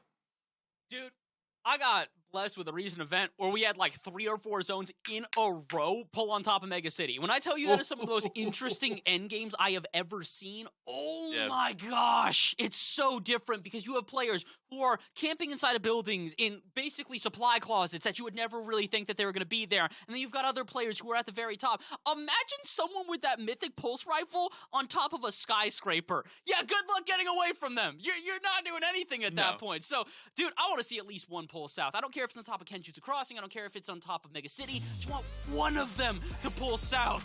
Maybe this is the one. Game number 4. This is the 4 out of 6 that we have to play. Like we said, Panda, we are past the halfway point at this point. And now, here comes the real test. For our players who haven't established themselves so far, it's time to get going. Game number 4 is on its way. Man, oh man. Game number 4. Can I just say, these first 3 games have played out more controversially than I think we've ever seen in any PlayStation Cup you and I have been a part of, Bess. Oh, yeah. Like, this is nuts. I will say, we're starting to get to a little bit of normalcy. I am realizing something. We're getting a little bit of a look into the leaderboard here, and it seems like Queasy, after a lackluster game 1, has found himself actually all the way to 2nd place. So, Malibuca, oh, no. Well, I was going to say, maybe you can do the same. No, he cannot. Malibuca are first eliminated in game number 4. I don't even know what to say at this point. Dude, I'm speechless. Like, this is uncharacteristically Malibuca. He, last season, 2nd place FNCS with his teammate Thomas HD. And he is the brightest mind, in my opinion, in Fortnite today. Reminds me a lot of Arcrum from NA West back in the day, where he just knew how to position his team at all times and do things. But again, his biggest weakness has always been his off-spawn engagements. Sure enough, that doesn't change today. Well, this is the other player that he was dropping with. I was saying maybe it was Teeny who was giving him problems, but apparently it's low-key. They're dropping on the exact same place here. I believe this is Mesa's Reach, if I'm not mistaken. And honestly, oh boy, he's reaching a bit too far here. Maybe he should have stuck with the alternate drop spot that he was looking for. Again, we saw him change over to Mega City instead of dropping here. I'm starting to understand why he went to Mega City. Low-key is not giving up a single one of these off-spawn fights, and my goodness, I can see why. I mean, if it's working, if it ain't broke, don't fix it, right?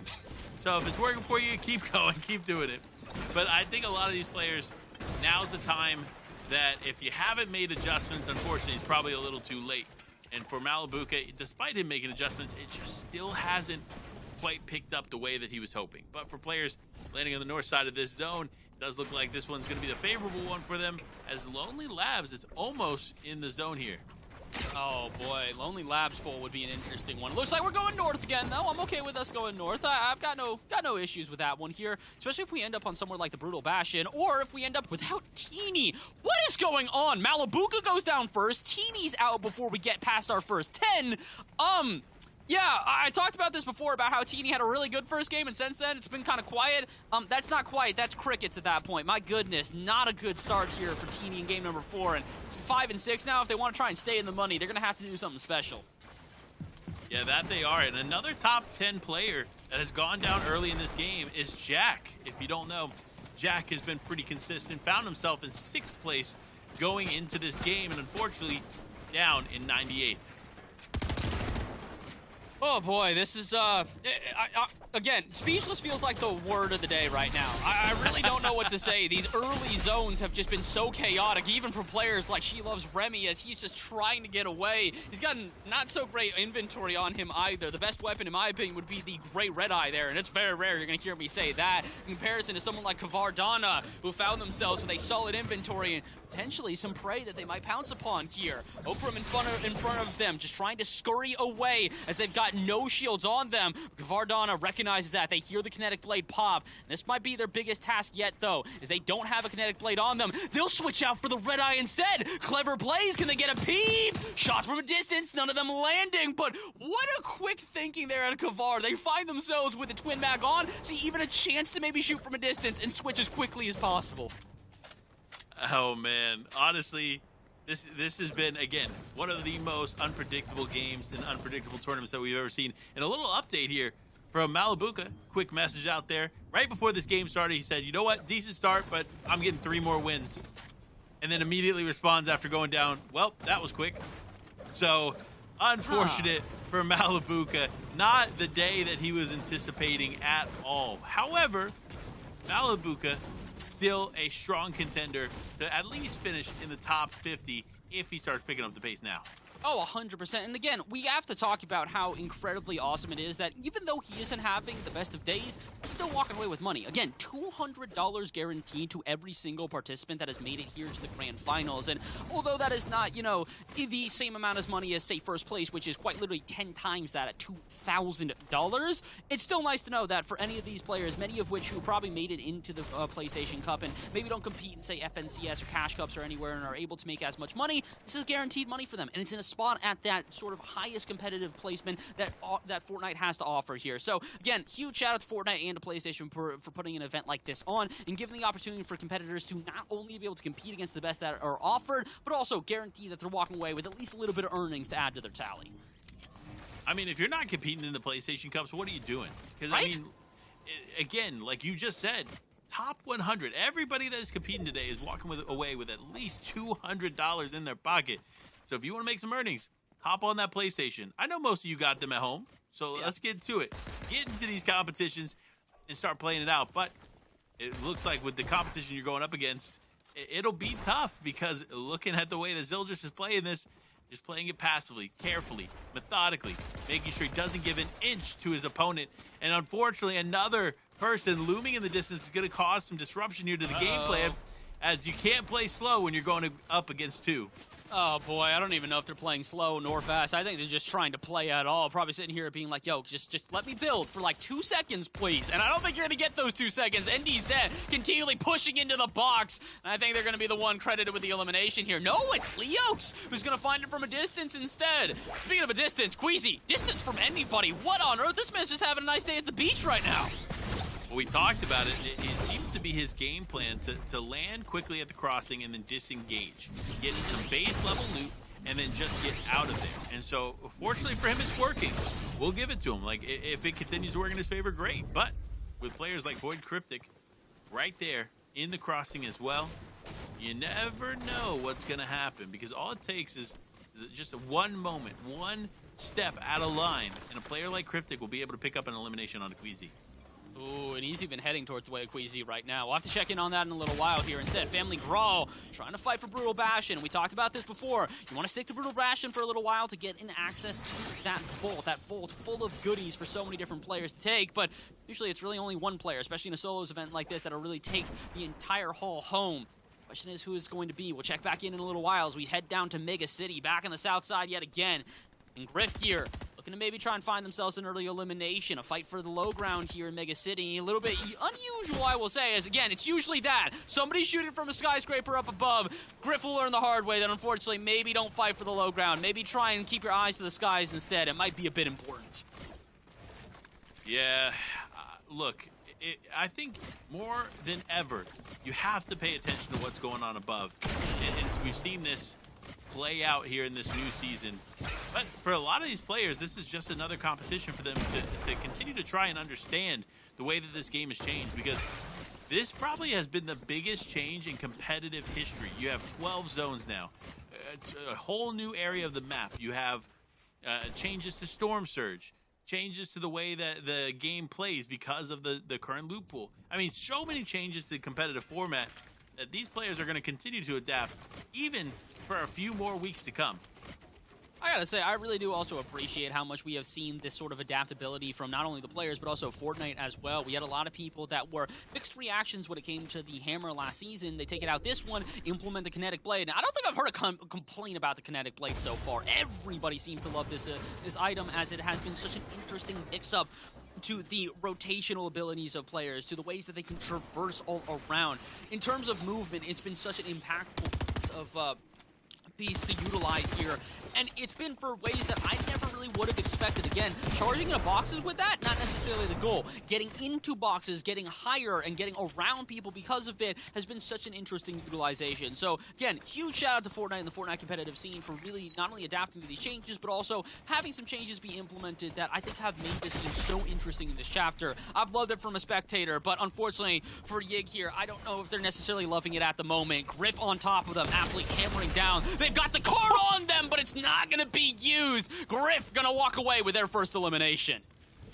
Honestly, that's a bigger elimination than most people might realize. Being able to get the elimination onto that card and now be able to go for the vault is massive. Again, with the Mythic Havoc being the only shotgun in the game that you can hit that one shot with, is going to be huge. With Sammy, unfortunately, going to go out. One of our better players that we've seen compete as Griff now over here in Mega City, going to go for the vault. It's time. Block your back off here, buddy, because you know as soon as you open this up, somebody's going to come looking. I will say, I mean, that was kind of his goal in the first place here. Shout out to Griff. Not a lot of times do you see camping in Fortnite, but if you're going to camp the vault, yeah, I can understand why. It's a good reason. Just wait for somebody to come up to you with the key card in hand and steal it right from underneath them. Get that Mythic Havoc that you can see in hand. Man, that's a little bit of, I'd say bragging rights, if you will. He sort of got a legendary Havoc on him and goes, I'd rather have the Mythic instead. Might as well. And it just kind of upgrades for not necessarily the little reason, but my goodness, that's a big one if I've ever seen it. I mean, honestly, probably the biggest difference we've ever seen in Legendary to Mythic, in my opinion.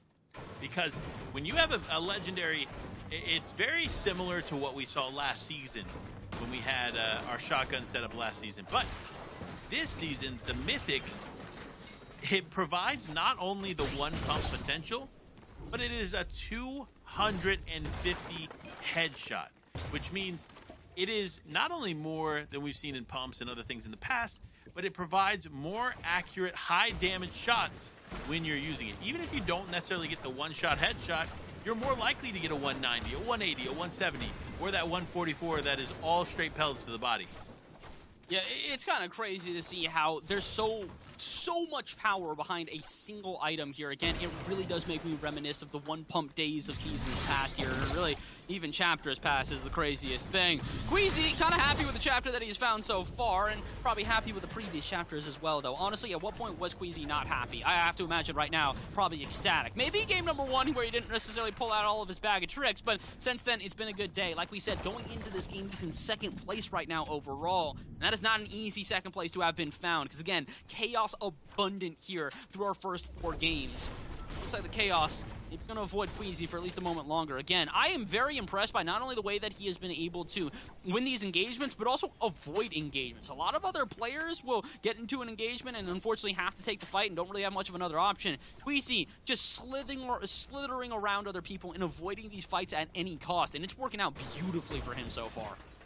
One thing that's interesting to note, this is the lowest I think we've seen a Zone 4 as far as player count goes, which means that these players are picking up the pace. They know that if they find themselves not in that top 10, they have to be more aggressive. They need those elimination points as well as those placement points. So you see these players opting more or less to just go for every elimination that they can, which is definitely a good sight to see for us because, you know, we get more action as this game goes on. Oh yeah, listen, I'm always about that action, but Queasy, not so much like we said. However, I'd love to see it if maybe we do start to see the pace pick up just a little bit here, and I think that is actually just going to naturally happen, though. You get into the final games, and you got these players who are sitting outside of the top 50, not necessarily making as much money as they might want, so they go, all right, you know what? I've got no other options here. Might as well just absolutely go for every player that I see, just W key into every box that I have the option for, and it's for a good reason. Again, if you are sitting that far back, placement points are going to make up that difference. Yeah, you'll be able to do something. The real way is going to be by taking out those front runners, getting elimination points, and getting placement points on top of it. You need to have huge games here as we're starting to wrap up this day, but we're not quite there yet. We're still only about halfway through here on our fourth game. YouTube Griff, we've already found himself with a very solid start, might just be able to compound on top of that. They see two players just on the outside of Mega City here, but they don't see the player that's taking a shot at them. They're going to retreat real quickly, build up a quick little box, maybe now try and see if they can take this long-range engagement, if they can figure out where the shots came from. Well, you see Griff immediately using the minis instead of opting to use the slurp juice. Smart play on his part, because that slurp juice is one of those valuable things for that heal off in the final moments. So to be able to hold on to that to the end of the game is worth not having that 50 shield extra right now. Ooh, but you know what's even better than either of those? That Mythic Pulse has been found. My goodness, Volva. I mean, listen, this is huge. We just started getting into the fourth zone. How quickly do you think he jumped up here as soon as he saw the option? Honestly, probably as soon as it pops. Because remember, when this thing pops, you have rifts down below. You have zip lines up to it. So basically, if you're in the right spot, you're good to go. Like, you just immediately go and run for it. So honestly, I'm kind of surprised, and I'm ready for Volva to win this game, because 4 slurp juices, you have that mythic pulse, and you have an epic variant of the shotgun. This is a good way to go. Dude, I honestly, as much as, like, if you want to criticize any part of that inventory, I'm sorry that you got stuck with an epic. Yeah, that's it. That's the end of my criticisms. I got nothing else. Honestly, my goodness. Like, this is why we talk about it. That floating loot island is so incredibly powerful because, again, that pulse is not only a good weapon from a long range, but it's also really good close range. We've talked about this before. It's spray down abilities. If you can hit it with a shotgun shot first, you can finish them off with that after. Or if you get even a single, if you see a number pop off of another player that you're shooting at, that's a signal for you. You go, okay, I've done enough damage now that as soon as I hit, theoretically, any shot with that shotgun, they're going down. They're going home. And honestly, that's what I'm hoping to see here out of Volva. Utilize his best your abilities. Right now, he's rotating off a loot island. Maybe recognize that people are going to be looking around to figure out who does actually have that pulse rifle. It's going to be Volva, but nobody recognizes that he has slithered away yet again on the very edge of zone. What a perfect position for this player. I have to agree with you. They might just be winning this whole thing. Yeah, I think if anybody is set up with the tools and resources to win a game, it is Volva here. And look at that. 255 damage above the threshold. That just tells you that he's been doing everything he needs to stay ahead of the curve here in this game. And that's why I predict wholeheartable Volva walks away with a Game 4 victory. Honestly, because he can do it from 2 different ways, whether he wants to outgun his opponents and find some... Oh my goodness! Couple eliminations. Who just got that one? That dude was melted quicker than Swiss cheese and more holes in him than Swiss cheese as well. What on earth? Yeah, you know, listen. You kind of have to protect yourself when you're moving. That's all I'm saying. You know, EU, more than any region, is very, very good at spotting players when they're caught off guard as they're rotating, especially in this part of the game. So I'm not surprised to see how quickly that ended there. But for these players, all still looming here. Moles just wants to catch someone. You see these players rotating time and time again here, and that's why they position themselves on the edge zone like Moles has done here. But now it is time. Our first little inkling of moving zones has presented itself here in zone number 6. And Bova still looking ripe and ready to go to win this game. Oh my gosh, he's in prime position as it stands right now. Again, the issue is, though, is this is where everything kind of gets turned on its head. Like you said, this is zone 6 to zone 12. Chaos is just absolutely going to unfold here, and whether or not Bova is prepared for that, that's the real test that we're going to see here for this player. So have they studied? Have they gotten ready for the quiz?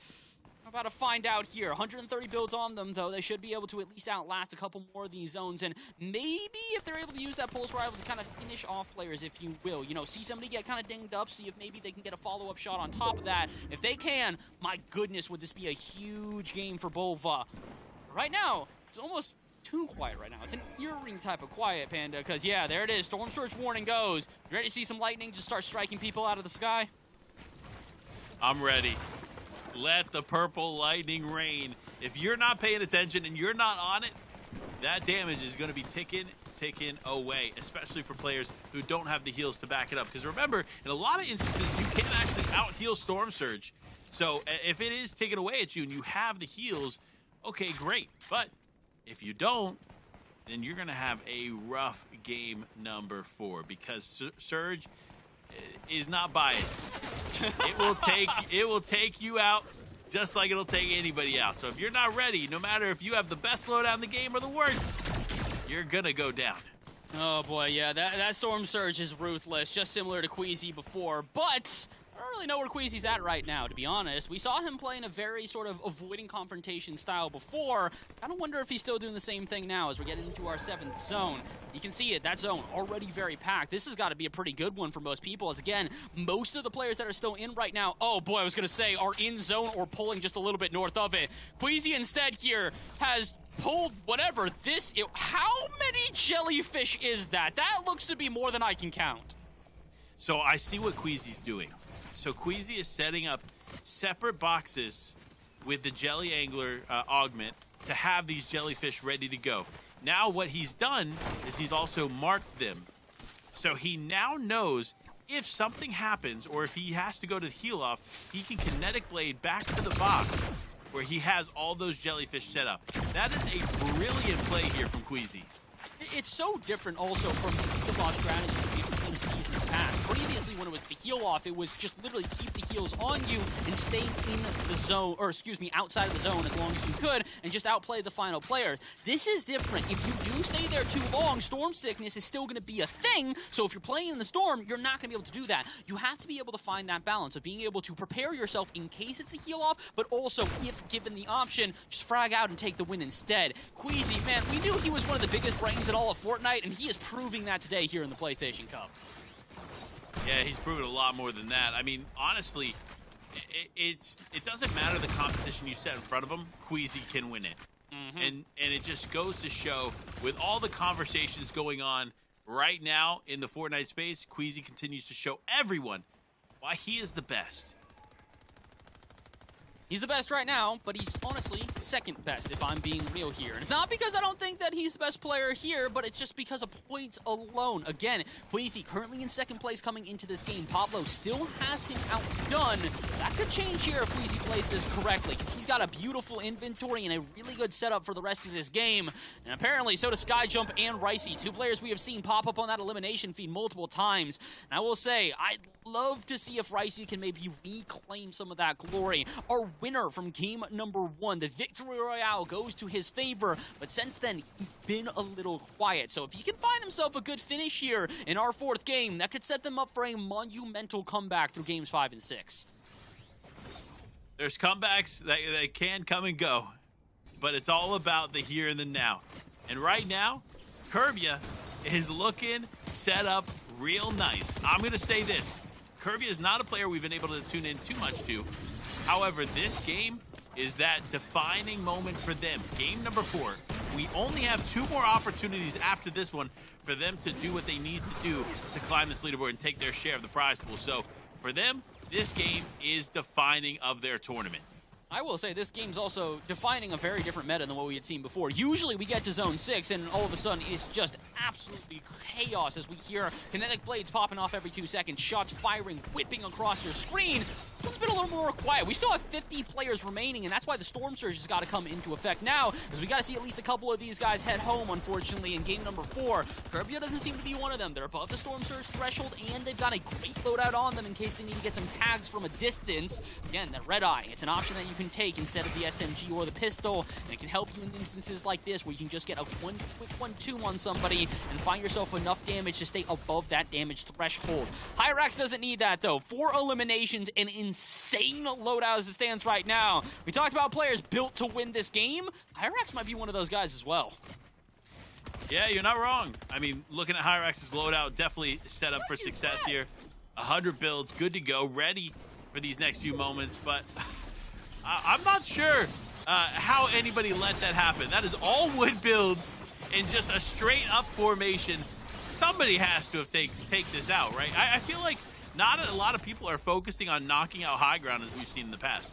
I mean, not only are we not having people focus on knocking out high ground, I'm not sure what Didza's plan here is either. They don't really have a lot of builds to work with. I mean, yeah, maybe try to outlast, but my brother, this is ninth zone. You still got free to play. I don't know if you're going to be able to hold on to that with less than 100 builds to work with. All right, good luck. Better luck probably to Bulva as it stands right now. Again, they played this so carefully. They have found themselves with 2 eliminations, so they're well above the damage threshold. And yeah, there it is. It's finally getting sent back down to reality, sent back down to Earth. And almost getting sent back to the lobby there. They pull up the kinetic blade last second, but this is going to be a precarious position for them. Not a lot of builds on them. They do have frontside zone. This is about to get dangerous. You might have bit off a little bit more than you can chew. That's going to be tough to see how this plays out. Queasy, though, still in this game here on the mid-ground. Dids still playing the kinetic blade. Realizes that this might be all he can work with. With only 3 builds remaining, he needs to play patient. He cannot afford to be too far ahead of zone, because with players rotating in his direction, they can easily end up taking him out. But Queasy still in this, taking a lot more damage than we anticipated. And again, we find him below the damage threshold. This is the biggest issue with him playing this passively, is the fact that he does not have damage threshold in his favor. Out of all players to be able to try and turn this around, I believe in Queasy, but oh boy, is he playing a dangerous game. Big Pie on the edge of Storm doesn't have the health to work with, and he realized that a bit too late. All that preparation is for naught as Queasy goes down before our top 30. Honestly, definitely a devastating loss there for Queasy, but he'll still come back strong in games 5 and 6. Though Hyrax still in this game, again, having to use his slurp juices a little early. Ideally, you want to hold on to them till the very last moment, but for him, he's just going to have to rip those now. But he stays here, pretty confident. Now going to play the back of zone, just trying to connect anything that he can with any of these unsuspecting players as they rotate around. And Bulva, the one we talked about so highly, saying that he has everything to win this game, is still in it in the top 25. What on earth are we watching here in the skies? Everybody's just whipping it straight up with a kinetic blade, and then it's kind of just look around, see if you can maybe land a shotgun shot or 2. And as a result, multiple players go down in quick succession. We're down to our top 20. Bulba's still in this one, as well as Side Jump, which we saw before. Bulba with a quick 1-2. There's no way. He finds himself with another elimination in a row. Back to back, and Bulba set up for success, but only if he can get into the zone. Barely in. One more player will not take it, and Racklow takes the elimination, and so does Hydrax. We're down to our top 10. With Bulva out of this one, Hyrax is now set up to win it, but no, as I say it, immediately goes down. It's Raizu, though, going directly into zone. He has one more Chug Splash left, but it won't be enough. You hear the other Chug Splashes in the distance playing it out. There's several players now here on the heal off, just trying to make something happen. Raizu down. It is going to be Clower to pick that one up. Will it be enough help, though, as there's another player out in the distance? It's Curbia going for it. We said he needed a comeback game, and he got it. Curbia walking away as our Game 4 victor here in the final moments. We knew that he had the ability. Again, we've seen these end games go one of 2 ways. Either it's absolute chaos within the final zone, or it's players going and winning off the heal off. We saw Queasy try to do that, but he was not the same there. My goodness, what a finish to our game number 4. Yeah, I mean, honestly, that was an incredible finish there for Kirby. Yeah, we saw what he had done so far. We knew that he didn't have a great first half of the day, and we said, you know what? If that momentum needed to shift, it needed to shift now. And sure enough, there it was, walking away with our Game 4 victory royale. 30 points alone just from that, and that's going to be huge for him. So we see here the Game 4 standings are in, and of course, Kirby are walking away with no eliminations in that game, Bass. I mean, we've seen this a couple of times. I've seen a lot of comments from professional players alike talking about how it's now possible to take 0 eliminations and still win a game. But here's the issue. As good as that game was for them, you saw it. Second place, 37.7 above the player that won the game. So, again, it's good, but it's not great. Sometimes those eliminations can actually make a bigger difference than just placement alone. And speaking of placement, too many players here in our back 60 that I think need to do a little bit more. You're going to see some popular names pop up here, and unfortunately for many of them, this is getting down to their last hurrah. Game 4 gone. We are 66% of the way through the day. Only 2 games remain, Panda, and for some of these players who have had lackluster games so far, they need to pick up the pace, and they need to pick it up quick. Yeah, this is going to be a tough end of the day here for some players like Malibuka, who, again, just not finding their footing here in the PlayStation Cup, but fortunate for players like Queasy and so on who have done exceptionally well so far. But the top of the leaderboard continues to shift as we prepare for our next game. But before we get into the next game, we got to go to a quick break. So make sure to stay tuned, and we'll be back shortly with you all with some more action.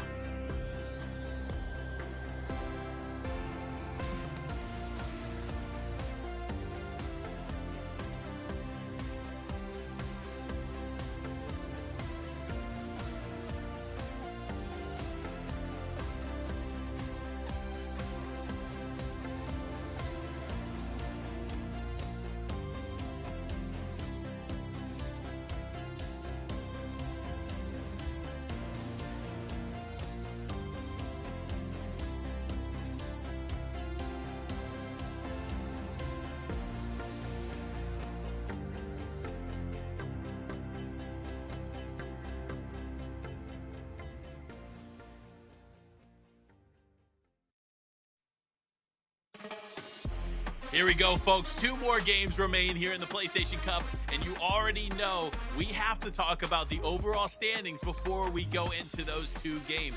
I mean, we have to see who ended up on top here, and sure enough, it's Akira. What? Aki finding themselves the win by 2 points as it stands right now. I will say this much, Ricey been able to actually pull it back a little bit here, getting a decent amount of eliminations, has popped him all the way up into 3rd place, but our previous 1st place, Pablo, all the way down to 4 now at this point. So things getting a little bit spicy here. This is the best type of Fortnite in my opinion, though. When you go into the final games, and it's anybody's ball game. No clear winner. We're going to have to find out. Well, considering the top 5 are only separated by 6 points, this is going to be crazy. So, listen, I love Fortnite. I'm going to say it right now. Honestly, this has been some of the most exciting games we've seen in recent history, so you already love it. Let's get into game number 5, as it is almost time. The battle bus almost loaded up and ready to go as we prepare to see, will Queasy be able to claim the top spot and cement himself, or continue to cement himself as the best player in EU, or will we see some underdogs, some dark horses on the leaderboard take the top spot. Well, you don't have to wait any longer. The penultimate game is now as we prepare for game number 5. Honestly, at this point, I want to know if we're keeping another zone pulling up here. Again, the snowy north has been such a prominent place for us to finish out these games so far. I wouldn't be surprised to see if we have it happen again. Dude, for some reason, it's just kind of how this goes. You know, it's a little bit of the Fortnite gods, if you will. Just kind of go, all right, we're sticking to the same place today. So you better get used to it, and you better get ready, because it's game number 4 coming at you right now. As much as I do want to focus on whether or not Malibuca is able to win that off-spawn fight, I really want to pay attention to Queasy here and to Pablo, 2 players that I think are going to need to have themselves maybe an uptick in eliminations if they really want to pass some of these players that are focusing on placement or just barely outplacing them as it stands right now. It's interesting because, well, again, we talked about a list of names, and we talked about Trulex, we talked about Queasy, and we also talked about how it's very different to compete on PlayStation versus competing in traditional FNCS and everything else. So to see it continue to play out as differently as possible, aside from Queasy, of course, being in the top 5, it's kind of exciting. It brings a different variable to what we're used to watching here when it comes to these competitions. This has been a very new competition. Again, this is early on into the season, so as much as we have expectations for how this should play, you never know. Oh my gosh, now he's landing on Teeny. Malibuca, you just keep picking the hardest fights for yourself, my guy. I mean, it's good that you get a kinetic blade off rip, but are you charging in with kinetic blade in hand? Oh boy, Panda, we're about to see something special. Look, I'm ready for it. I'm going to be honest with you. Malibuca, I think it's time to just, let the confidence ride and start taking fights. You know, just take every fight that you can find, because you definitely need some kind of shift here in the momentum that you've presented so far. But Malibuca doing a good job here of just not necessarily being as aggressive as we're calling out for. Waiting and getting the right things in the inventory before he strikes. And sure enough, I think it's about time he strikes. Let's hope that he strikes against Teeny here, because it feels like this is the Hail Mary he needs. He needs to be able to win this early engagement, and if he does not, I'm not sure if I have the confidence in him to win those late engagements and pull himself back up on the leaderboard. The big issue right now, though, Teeny's got way more health than him and has had a decent amount of builds to be able to work with. He takes high ground early, and Malibuca now looking for a quick response. Able to take it back, but he's burning through builds really quickly. 5 to go here. He needs a quick 1-2, and he will not find. Instead, retreats, maybe going to grab some more builds and reapproach the fight. Honestly, smart play on Malibuca's part. He couldn't get any kind of significant damage there to start the fight, so he just opts to disengage. Teeny's not going to let this one go, as now he ends up getting punished for it. Malibuca going to be able to pick up 1 or 2 shots there, but Teeny quickly healing back up with the chug splashes. So this fight continues to be relatively even as it proceeds. And this is a big fight not only for Malibuca here, but as well as for Teeny. Again, we talked about it. He has had a very good start to the day, but since then, it's been a little bit of up and down. If he wants to continue with that upward trajectory, he needs to win this early fight. He's trying to so far, but he's recognizing he's getting dropped on. Malibuca comes from the skies and has enough builds now that he might just be able to elongate this fight a little bit longer than the last time these two engaged. Disengaging yet again, though. Malibuca playing this carefully. I think he's trying to threaten Teeny into the point of confusion to where he's not sure how to take this fight. Maybe then is when he finishes off the job and finds himself that huge pounce that could really make the difference here on his early game. I mean, based on what we've seen thus far, I don't think Teeny has the advantage in any way, shape, or form in this fight, which is why I think it's smart for Teeny to disengage. But Malibuca also not taking the risk either. It just kind of shows the mental state here of Malibuca, because he has been kind of rattled with these first few games and the way that they played out. So he knows that he has to play this differently, and he cannot afford to go down early again. He's trying not to. And I think that he might just be able to survive a little bit longer. I don't think he's realized that Teeny is basically fully disengaged here. So, Malibuca, I know you were looking for early eliminations, maybe to give yourself this huge advantage and start that comeback potential, but it looks like it's going to have to wait a little bit longer. But I will say this much, he's at least not going down off the battle bus. That's a huge difference. We might not be able to say the same for Queasy, though. Again, another big fight here against Big Phase Mongrel, and this is something we have seen multiple times. Usually he comes out on top. This time he's on the back foot, and I can't see why, because he's got a shotgun in hand and a decent inventory. Queasy, show us what you got.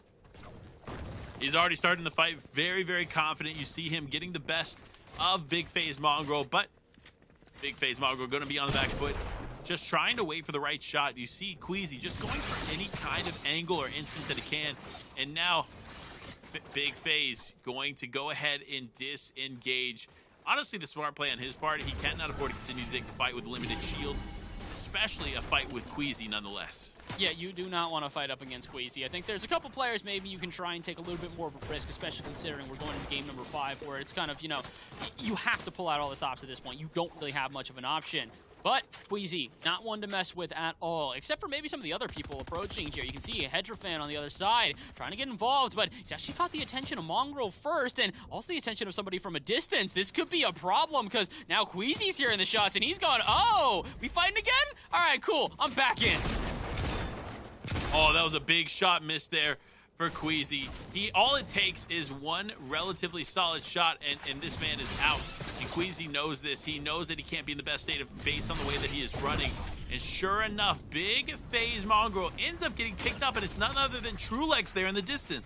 Oh my gosh, we haven't said his name in quite a moment. I honestly almost forgot that he was in the competition. He's been really quiet since the first couple of games. Maybe for him, this is where the turnaround starts as well. Kind of crazy how many professional players were sitting around going, maybe this is where they start. And we are 5/6 of the way through the game, or through the day. So, let's see. Malibuca is still on his comeback tour as it stands right now. He's found himself without an elimination, but a pretty good inventory and decent placement in comparison to what we had seen prior. He's still got to try and win these fights. Seems like somebody's hot on his pursuit. Ooh, and he doesn't seem all too prepared for it. Drained of his shield in an instant. When we tune back in, I might be a little bit scared for the favor of Malibuca. Yeah, I'd be scared too, to be honest with you. It's definitely not what we anticipated here for Malibuca. I just can't understand why he's not able to really pick up and get his best foot forward, I should say, because typically he is an all-star. This man, again, is not someone that finds himself in the bottom half of the leaderboard ever. So to see him in this position, you know he wants to do anything he can to turn it around. He's trying his best right now, but unfortunately, there's a lot of other players with the exact same idea. They're trying to pull out all the stops here in the closing games of this PlayStation Cup. Islana trying to do the exact same thing as well, but right now, they're just trying to get away from the fight here at Shattered Slabs. A couple of shots on, going to drain them of a little bit of their shield, but they don't seem all too perturbed by that. Comparison and maybe some players like Get, Roddy, or Okram here who are all in close vicinity, and I think they're all just kind of looking around going, no, you make the first move. You make the first move. No, you make the first move, and nobody really wants to. Again, quiet first 6 zones is the standard that we've had so far. Things may change up here considering we're getting to the closing of the day, but I still expect at least a little bit of timidness out of these players. Yeah, it's interesting to see how the pace of the game continues to change game to game here. The further along we get, the more aggressive these players are playing. And some of it is obviously more calculated, right? I think Malibuca and his fight with Teeny there is an example of great calculated aggression. But I think some of these players will be uncalculated, which will result in them going down relatively early. But Malibuca here looking to get advantage on an unsuspecting player, and he is just out in the open. If Malibuca just gets the right shot to start this fight, it could be over quick. Oh, and this is a huge player to get that engagement with as well, because this is the guy who was just continually chasing Malibuca before. Tower Call, just finding himself with an engagement that I don't think he's expecting, and Malibuca just waiting for his moment. He knows he's got to hit these shots, though. Doesn't have a ton of ammo to work with. 13 shotgun shots means that every single one of these that he takes is going to be pretty valuable. Sneaking up. And this one's stealthy-like. Trying to figure out if the player has has moved to somewhere he's not expecting. And he's looking down. He's trying to figure out where'd he go. It's a glimpse. This is where it starts. Indeed, it does. 2 shots in a row. Drain him of their health. Malibuca, he has heard the siren's call. A shotgun shot to change this all up. Where is he? Tower still escaping. Oh, and Malibuca with a chance to make it a quick 1-2 and cannot do so. Instead, Tower will escape to see another fight. As this attracted the attention of a third party, and Malibuca wants none of it. Honestly, it's interesting to see how New Play just completely disengaged from this fight. He saw Malibuca come back towards him, and he was like, nah, I don't want any of this, fam. I'm done with this. But still getting involved. Malibuca going to disengage, but we could see other players now wanting to get involved because it is time. Like, look at the way that these players are stacked up on this edge of the map. Slappy is no joke here in game number 5. No, it really is not. And on top of it not being a joke here, unfortunately, I think it's, people might be thinking that there's a joke or a prank being played on them if they're dropping in the south side of this map. Unfortunately, multiple times we have pulled north here, none of them going over Mega City, as we had hoped we might see, but not quite getting instead. Instead here, it's Akirara, our first place player right now. They're currently in contention to take this whole thing home, having to fight for Shattered Slabs. Got a player on top of them. It's Ayaslano, who is seemingly not letting them disengage. Trying to pop a big pot, but they can't quite do so, as over and over again, the walls around them come crumbling down. Aki, I think it's time for you to fight. I don't think you've got an option but engaging here. Yeah, you kind of have to do what you got to do, and unfortunately for Aki, this is going to be a fight that he's going to have to take. It does look like is just going to continue to press in. The aggression is surprising, because it's not like they have any significant advantage to take this fight. So at this point, if I'm the player above, I'm just going to disengage unless I really need those points. And I think that's the issue, is that we're down to games 5 and 6. For a lot of these players, they don't have another option but to do exactly that. Interesting jump out of Ayaslana. They do trade shotgun shots back and forth, but it feels like Akirara probably came away from that one the cleaner of the two, considering that they had Slurp Juice on them, and now what can they do with it? Got a decent amount of health here. They're not backing off. The fight in the storm continues to progress. And finally, they will back off. Aki realizes that they've maybe overstayed their welcome, and as they try and escape and have a quick Irish goodbye, it's not going to work out here. My goodness, shots from a distance, and oh, that was terrifying if you're Aki. You almost saw that first place slip away from just between your grasp. You know, I'm going to be honest with you. There are times where I see shots hit, but man, did those shots hit. Like, Aki must have like a glass chin or something, because the way those shots rain in, they just do more damage to him. Dude, that was just 1, 2, 3, 4, 5, 6, just over and over again. Again, this is what has made this such an interesting meta right now, is that you don't necessarily see the prominence of the SMG right now. It's very much more heavily on the shotgun. When the SMG does come out, you can tell it's being used, because my goodness, does it drain health within the blink of an eye. Ayaslana here, though, looks like they actually might have been the one coming better out of this engagement, because they've now scared off Aki from staying at Shattered Slabs, and with the tick being low right now on Storm, they can just loot this thing up, finding 2 legendary weapons to work with. In comparison to Malabuka, who is still scraping by with just the base items that they have found. It's still a common shotgun on them. And again, remember last time we said that they only had 13 shots on the shotgun? It seems they fired 1 and haven't found any ammo since. That is tough. But honestly, Malabuka is definitely in a good spot to find anything that he could possibly need. Slappy is one of the best POIs on the map, period. So if he's going to be able to find the remnants of something, it's going to be there at Slappy. So I have high hopes that Malabuka will be able to work with what he can get.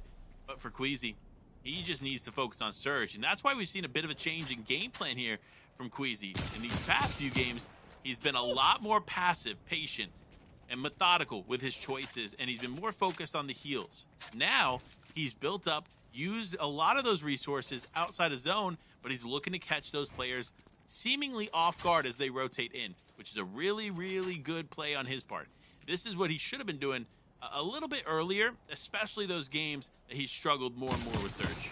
Yeah, 100%. He's not looking for eliminations right now as much as he is looking to just get enough tags to where he can pull off the same strategy as games prior, but have it not feel as chaotic. Again, we've talked about this, a lot of panic in the way that these players have played today here. You can see it from these little moments where they realize, okay, I don't have enough Storm Surge, I gotta change this up right now. Those moments where you gotta be aware of things like this, and I can't believe that! Ayaslana has complete sight on Aki, has the ability to get the jump on them. Aki gets lucky with a quick 180, and immediately backs them off here.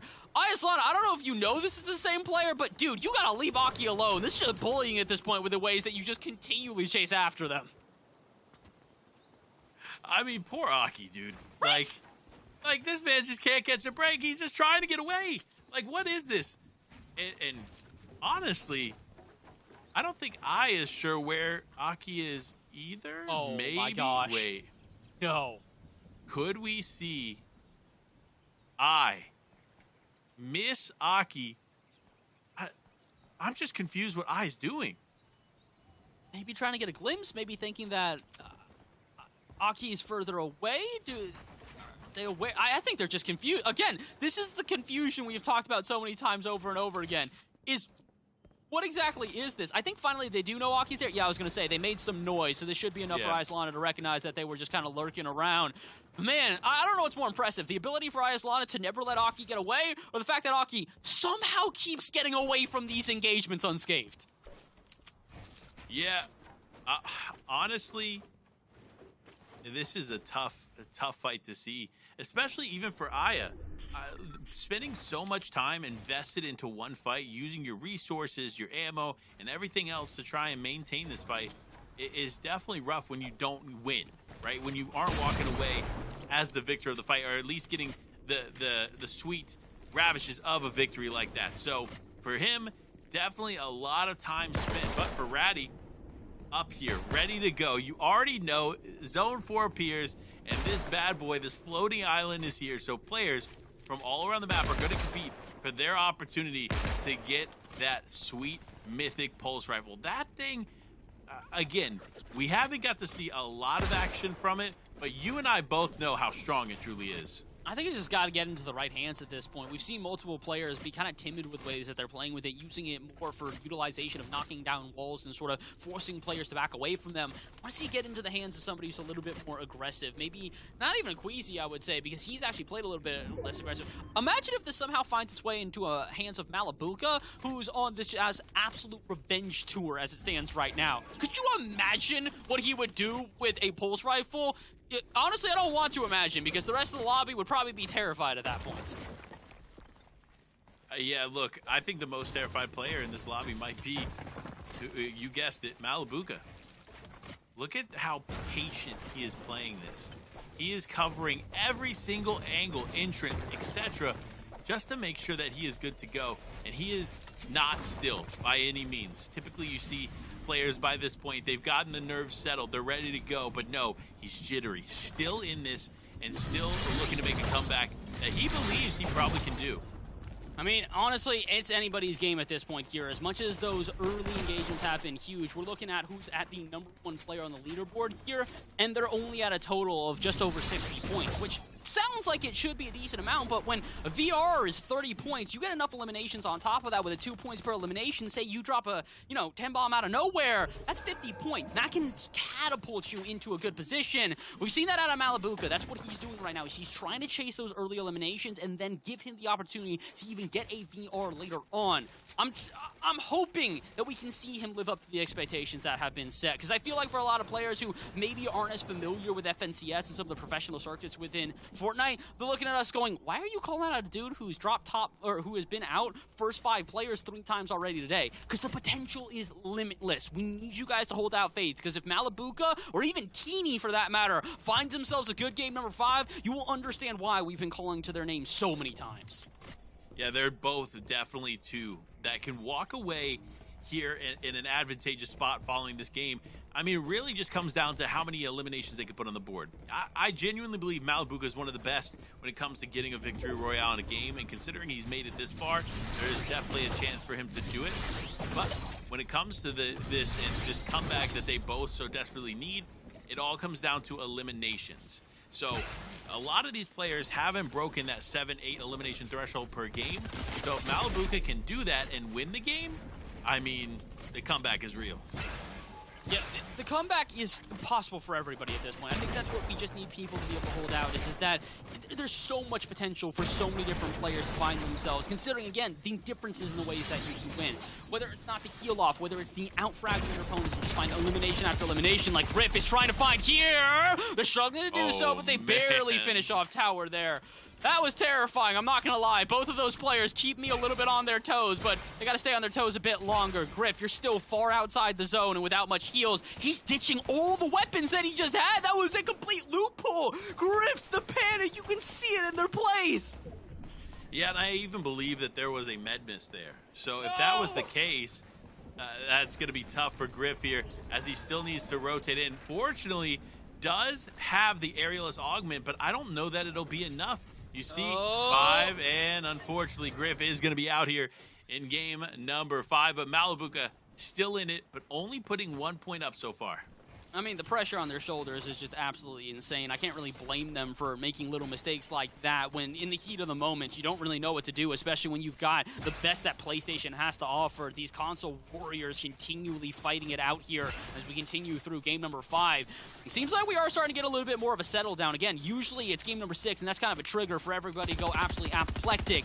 It's a little bit different here. Players recognizing what's at stake, recognizing how carefully they need to play, and it's why you see the edge of the zone here to the southeast portion just littered with players as they start to make the rotation into that 8th zone.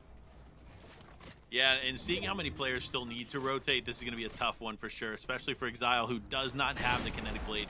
So they're going to have to use almost all the resources that they have left, which was already limited to start, just to try to make it into zone. So this could be a tough end here for Exile if he's not careful.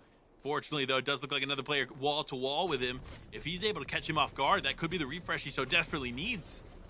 Oh, he's trying his best, but might overstay his welcome. Oh, I'm sorry, where did Malibuka come in to get this fight? He's got a decent amount of health on them, but he's going to have to use pretty much every chug splash, and he's realized that maybe that was not the best idea. Again, this is the issue. Malibuka still looking for their very first elimination of the game. And Panda, I can't help but be surprised. They've taken every engagement with absolute aggression and still come away without a single elim so far. This is not the day we were expecting for many players, with Malibuka obviously being the #1 and still holding on, though.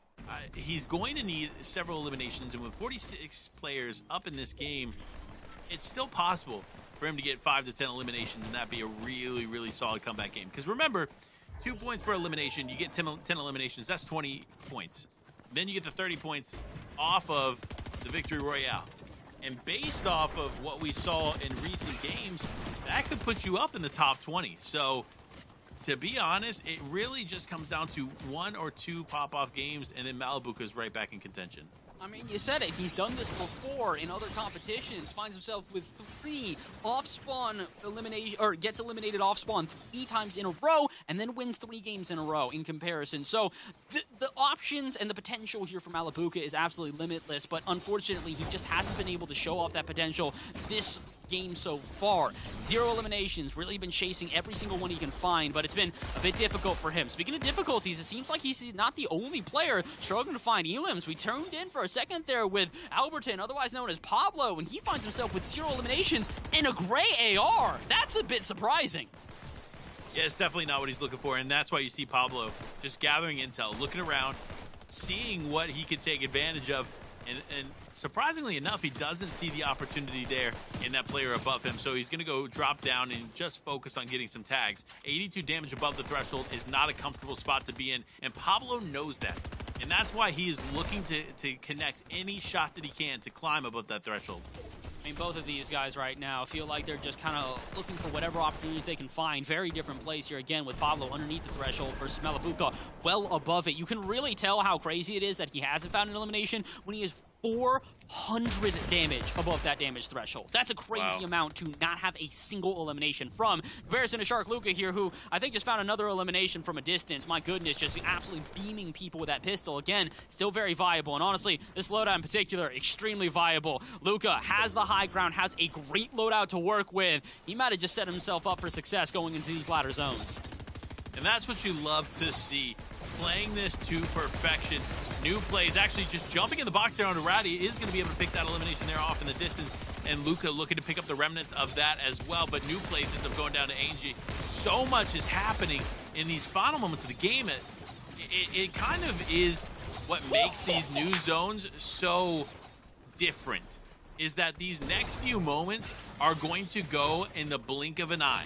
So make sure you're paying attention, because it is going down right now. Yeah, you guys better be paying attention whether you're watching on Twitch or YouTube right now. You have to make sure that you see every single bit of this action, because Luka is having a game so far here. You saw that, the pistol picking up a one piece out of nowhere, but he's falling all the way down. He was on the highest of high ground, utilized so many builds, but now it looks like it's all for naught. He drops straight down to frontside zone, but unfortunately, he doesn't have much to play with. Maybe he can get it back. Quick shotgun shot will drain the health of his opponents. Now he's got to finish off the job. Quick refresh on the ammo, though, is going to be huge for him as he continues on his merry way. Got to be careful, though. So many players lurking, and not necessarily in the best position in comparison to Malabuka, who finds himself on somewhat the high ground, more the mid ground than anything. He's got a decent amount of builds, and he's not got a lot of health. And with no refreshes on health items here, only small pots to work with. Malabuka, you played such a good game so far. Please don't throw it away here and now. 1 health left. Needs a refresh, and I don't think he got it. That one was taken away. It was so close, but he's still in this game here. 50 shield, 1 HP in a dream, just trying to connect anywhere he can. He's going to go straight up there with the blade, but he needs to be careful. Part of the reason he's so low on health is because of a misplay with the blade just moments ago, so he needs to hold on, and he needs to connect some shots desperately. Now, though, players just rotating ahead. Despite him being on the back of zone, he's not going to be able to find anybody, and this game continues on where he is just 1 HP, but no! Malabuka is out! Oh, he tried for such an aggressive game. He gets a little bit passive towards the end, but he doesn't even find himself a top 10 placement, and neither will Quoso. So many players going down like flies right now, and Kerbya, our previous winner here, in such great position again. They've got the high ground, they have got the resources, they've got everything in their favor. And same with Akirar here, that mythic havoc on them. They can do some damage here going into our last zone. It all comes down to this here, folks. Zone 12 is here. The zone is closing in. And wait, Queasy with the sky base. This man is not known for finding himself anywhere but the high ground. Let's be honest. And I'm not surprised to see him there. Queasy doing big things here in the final game. Still holding it down with 15 players up. But Aki says, no, I'm taking you all out. Let's finish this up. Another elimination comes through. 7 eliminations on the board here for Aki. But with only 2 floppers, will he have enough to hold on? Honestly, at this point, he's already found himself with incredible amounts of health and incredible amounts of eliminations, making another shotgun shot on the moles, and they're 1 away from double digits. Do they finish off the lobby, find themselves the win? Them versus Queasy. Who's got more health? It is Queasy, his 2nd heal-off victory in a row. But with 0 eliminations, I'm gonna be honest, I think Aki's walking away with the most points there in that game. Yeah, I think you're going to be right there for sure. And for Queasy, it looks like he's gotten this heal-off down pat. If he can make it into those final moments of the game, he seems to have a good groove there for him. But for Aki, a bit of a misplay. I don't know if you saw this, but there was a med miss just ahead. If he had just continued moving forward, that could have been his.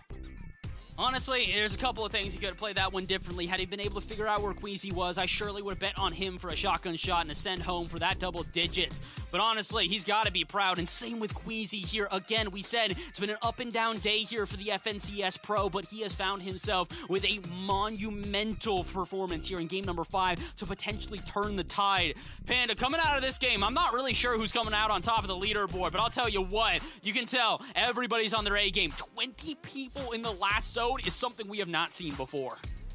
You're absolutely right. I mean, look, the way that this is continuing to change is interesting. This zone change in here in Chapter 4 Season 2 has been probably the most dramatic change we've seen in recent times for competitive Fortnite history. So for these players to be able to adapt so quickly and so well, it's great to see. And Queasy, of course, being one of the top dogs to pick that up, but Queasy walking away, top spot there, but only 30 points. Remember, he had no eliminations, but then you look at Aki, 43 points, and that's that mix of 25 placement points and those sweet, sweet 9 eliminations. I mean, that was my gasp of disbelief looking at that. Another plus 40-point game here for Aki is just insanity beyond compare. I'll say this much, though. Glad to see Malabuka popping up in our top 40 there. Even if it isn't necessarily an overwhelming game for them with only 5 total points, I'm glad to see them having a little bit better of a finish.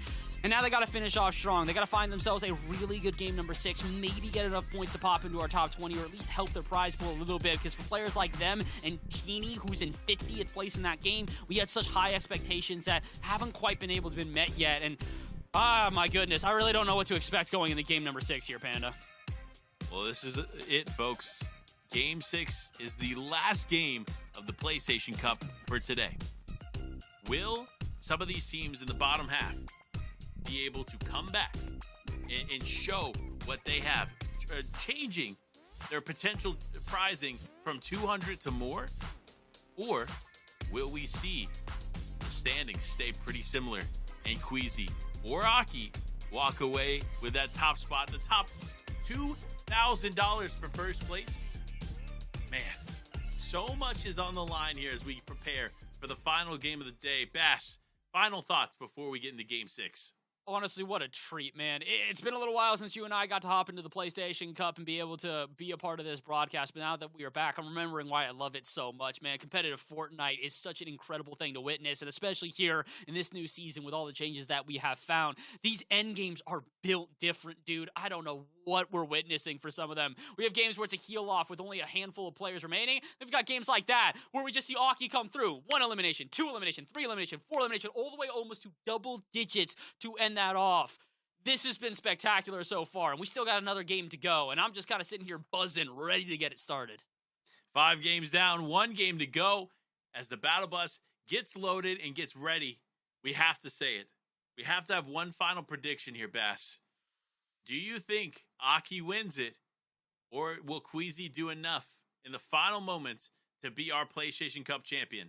I think it's going to be Aki, and the honest reason why is Queasy is not taking a playstyle that is prone to overtaking other players. It's a safe playstyle, which can work in instances, but when Aki is just continually finding themselves with elimination game after elimination game, again, a first place with 7 eliminations, a second place with 9 eliminations. This guy, if you let him get into those final zones, he's going to pass you even if you do get the VR, and that's my concern, is that Queasy might be getting the victory royale right now, but he's not necessarily getting more placements. He's not getting the most amount of points out of the game. So, I don't know. My bets are on Aki here, man. He's put up a performance that is absolutely otherworldly today. You know what? Honestly, I agree. With a 19-point lead right now over Queasy in first place, it's going to be tough. Aki would have to go down pretty much immediately, and Queasy would have to do enough to surpass. So, it'll be interesting to see how this final game plays out, but it is almost time, folks. It is almost time to get on the battle bus, ready to go here in game number 6. And I'm going to go the opposite route. I'm going to say Queasy or Pablo, who's in third place, by the way, does enough to clutch up there in the final moments. I don't know. We'll see. It's going to be tough here for these teams, but with how positively and how consistent Akira and Queasy have played, it's going to be tough for anybody to dethrone them. So, game number 6. It's almost time. Are you ready, Bass? About as ready as I can be at this point here, and I hope the players are as well. Again, your last hurrah. We have seen this out of players like Malibuka who are going into these ones uber aggressive, but unfortunately, eliminations are hard to come by, and so is the win. Game number 6 just about here. We will find out who is the March PlayStation Cup champion. Will it be the usual suspects in our FNCS pros in Queasy and Pablo, or does Akira clutch this one out and put their name on the map? Panda, it's time to find out. It indeed is time here as we get in to game number 6, the final game, and it is all down to this. The players are launching, and we are ready to go. Bass, it's time. Kev, FNBR, the first team, or first player we're going to be watching, drop off the bus. Kev has done a pretty good job at being low-key, but still putting a decent amount of points on the board. Yeah, he's been really good the whole way through. I mean, there's a lot of these guys, you know, the unusual suspects, if you will, who are just coming through and putting up very consistent performances. We spoke about this before, but it's awesome because they're guaranteed money no matter what. But if you're able to even put up a solid performance, get into that top 50, the money you're walking away with is oh so sweet. For Akira, though, I don't think there's anything sweeter than first place. All they have to do is hold on here in game number 6 as they land at a heavily contested Shattered Slabs, and they're walking away $2,000 richer. At this point, all we can do is just hope and see. Does Akira make it off of spawn, make it to those later zones, and find themselves a solid performance? So far, found themselves uncontested here at Shattered Slabs. They've dropped just a little bit on the outskirts here to avoid confrontation with any of the other players. Got an okay inventory on them here. Red Eye in hand, as well as the Twin Mag. So if they do get into an early engagement, there is absolutely a chance. No guarantees here, again, especially with Sky Jump just on the outside, and especially with Malibuka, uncontested off of drop. As Teeny just backed off here, there's a chance that maybe he was expecting to drop on top of Teeny, get those early engagements. Again, doesn't seem like he's going to, so a little bit confusing as Malibuka finds himself with a lack of an early engagement. Maybe not one he was hoping for. Yeah, probably not what he was hoping for, because you remember, he needs the eliminations. He cannot afford to play this one slow, because if he wants to walk away at least in the top 20, he needs to put up a big elimination victory royale. So for him to do that, it would take a lot, and that would have started right there on that island. But for Queasy, doing a good job here. You see some of the interesting strats of these pros when it comes to these events. You see him throwing the shield keg right on the boat and just going and rotating around to the side that he wants to be. And also, I gotta quickly note this as well. Do you notice that he's not landing where he landed before? I'm confused what the plan is here. Maybe he's trying to get a little bit more aggressive. Maybe Queasy has finally figured out that, oh, I can't straight up outplace other players here because they're just kind of fragging out. So, it's going to be an interesting game number 6. I mean, usually this is what we see, Panda. As much as I want to say this is not expected, it's kind of expected. Game number 6 usually has some twists and turns that nobody knows how to predict, and honestly, it makes it all the more entertaining for us to watch here at home. Yeah, I definitely agree with you. And I'm going to be honest, it would be in Queasy fashion just to land near Aki and try to pick him off and try to get him early. I mean, look at what him and Vino did in the Invitational. It didn't necessarily work in their favor that time, but it could work this time. So it all comes down to the way that this is played out in the final moments. But it's crazy to think about the lead in the top 3, right? So it is a 19-point lead Akira has over Queasy. And then Queasy has a... Wait, let me get this right. Okay, you put the 2, and then that's a 20. A 23-point lead over Pablo in 3rd place. So there is some separation here at the top of the leaderboard. But then once you get to 3rd, it's just a few points separating it all the way down to 10th, which 10th has 58 points. So for these players competing, especially Alberton, you want to maintain that 3rd place spot, so you want to put up as many points as you can. But Queasy just needs to do enough to get ahead of Akira if he wants to win this. But Akira looking to stop Queasy's reign. Will he overcome one of the most winningest champions in all of EU? Well, Game 6 will tell us that. Oh boy, this is a game 6 where I'm pretty sure the entire time my heart is just going to be in my throat, pounding at all moments here. It just kind of feels like a single mistake could really make or break it for so many of these players here. Queasy in particular, unfamiliar territory. Again, he's used to dropping at the southern part of this map. So as much as it's, not completely, oh my goodness, completely unfamiliar, it's definitely one of these things where he's got to make some adjustments here now that he's landed in this snowy north. And first adjustments he's making, he's taking shots from a distance. Epsi, unfortunately the victim of multiple shots connecting from a red eye from a distance, and even more Queasy, my goodness. We talked about how ruthless he was. He's just not letting this dude escape. And rightfully so. Let's be honest. Queasy needs every single point that he can put up until he sees Akira go down in the elimination feed. That's the only way we could see him slowing down. And so for Akira, it really comes down to just staying alive. All Akira has to do is live. Doesn't have to be aggressive, no eliminations. None of that matters. Akira just needs to stay alive to beat Queasy. But for Queasy, Akira needs to go down, and he needs to pick up some sweet eliminations. And Alberton goes down. That is Pablo, our 3rd place player, going to go down early here in game number 6, meaning that Raizu, DVS Dur, Rice, all these people can end up taking their 3rd place spot. We have 2 incredible competitions going on. Well, I guess 3. There's the PlayStation Cup as a whole as competition that is still continuing and wrapping up here. It is the battle for 1st place between Akira and Queasy. And then there is the fight for top 10, which is going to be absolute insanity. Again, the closeness, 10 points separating 3rd through 10th. And now, with that 3rd place player in Pablo going down early, I have to say, it's about inevitable. Someone is going to pass him and take that place on the podium. The question at this point is honestly just who. Panda, this game is already delivering, and we're only 14 players down. Yeah, and considering that this is usually the most aggressive game in the PlayStation Cup, I believe that trend will continue. You have to think, if you're, let's say you're a Racklow, who is in 19th place with 51 points right now. You are down 19 points from 3rd place. Which is wild. 19 points get you into 3rd place. So for them, all they need to do is be slightly aggressive in the mid game, make it to the end game, and then play out and get some really solid eliminations in the end game, and you walk away with 3rd place. It is so open for anybody to take. I'm curious how this is going to play out.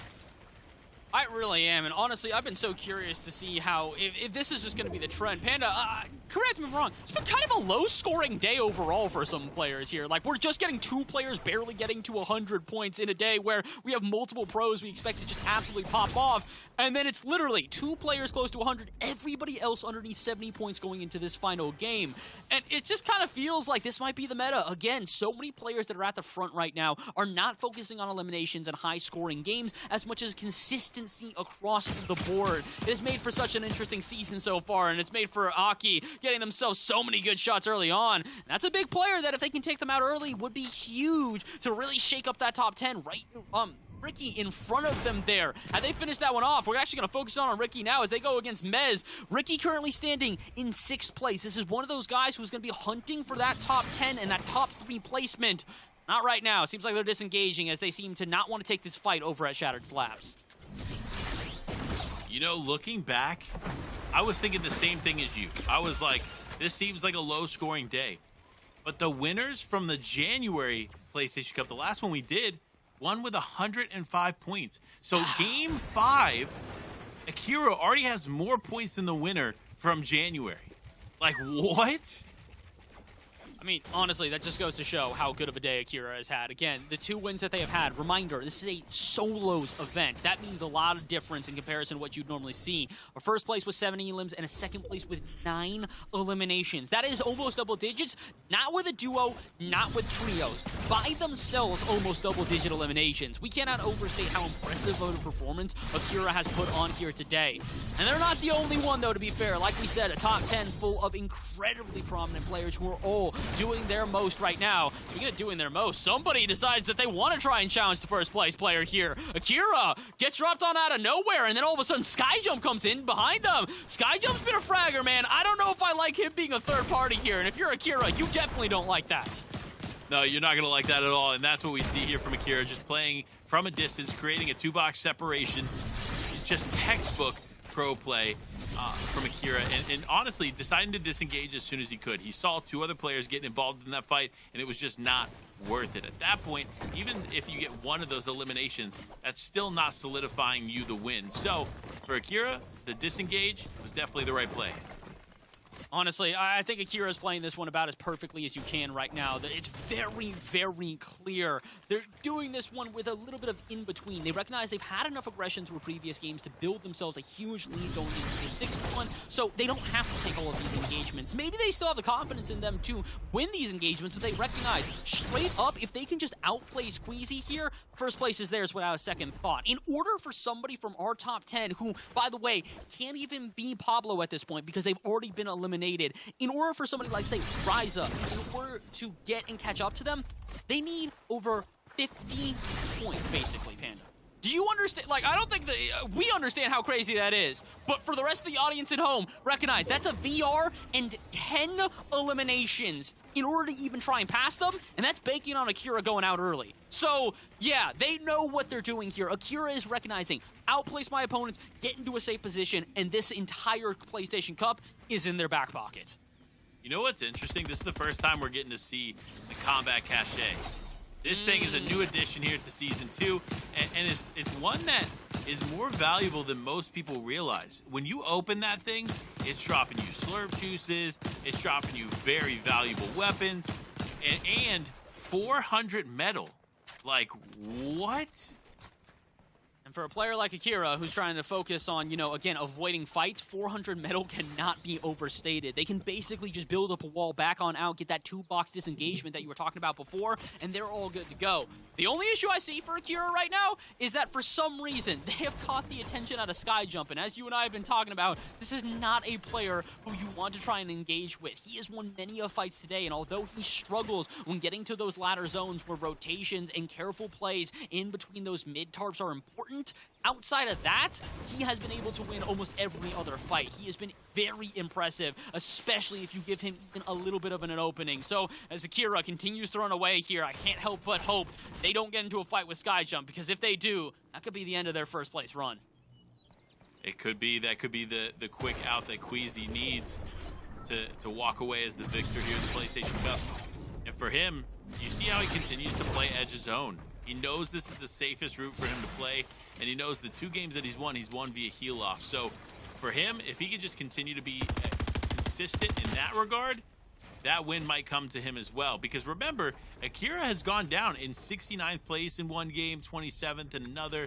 So it's not impossible for Akira to go down earlier to where Queasy could actually overtake via points. I really wouldn't be surprised, but again, it really kind of banks. For Queasy here, the thing that kind of sucks for him in comparison to, say, someone like Akira is just playing this one out by themselves. Teeny is no longer playing. No way. Akira is going for the pulse rifle. This is insanity. We talked about safe plays. This is the opposite. Forget my previous point. Akira with the biggest brain play I've seen all day. This is risky. For Akira, remember, Akira just has to survive to win the entire PlayStation Cup. But instead is going for probably the most sought-after weapon on the map right now outside of the Mythic Pump Shotgun. So, the Mythic Havoc. So, honestly, if you're Akira, I'm curious what the reward is here. Because, remember, I can't stress this enough. Akira doesn't have to do anything. Akira just has to live. I mean, hey, listen, go big or go home, I guess, is the mentality here for Akira. Might as well, because again, the craziest thing I think about this entire play is not necessarily that they're doing it. They haven't done this the whole day. They focused on everything else. This is the one game where they have focused on trying to go for this pulse. So, I mean, hey, listen, Akira, who am I to judge? You have seemingly known more about this game than I have, as you have been very clever throughout this entire day and winning so many engagements, but I can't help but feel this is a risk that is not only unwarranted, it's unneeded. Yeah, I'm curious. You see that other player right there in the cone. Goes for a shot. A big shot, but not enough to throw Akira off her game. And now other players getting involved here. You see one player just kinetic blade straight off the side, and it looks like Akira might be doing the same, but taking a lot of fall damage there.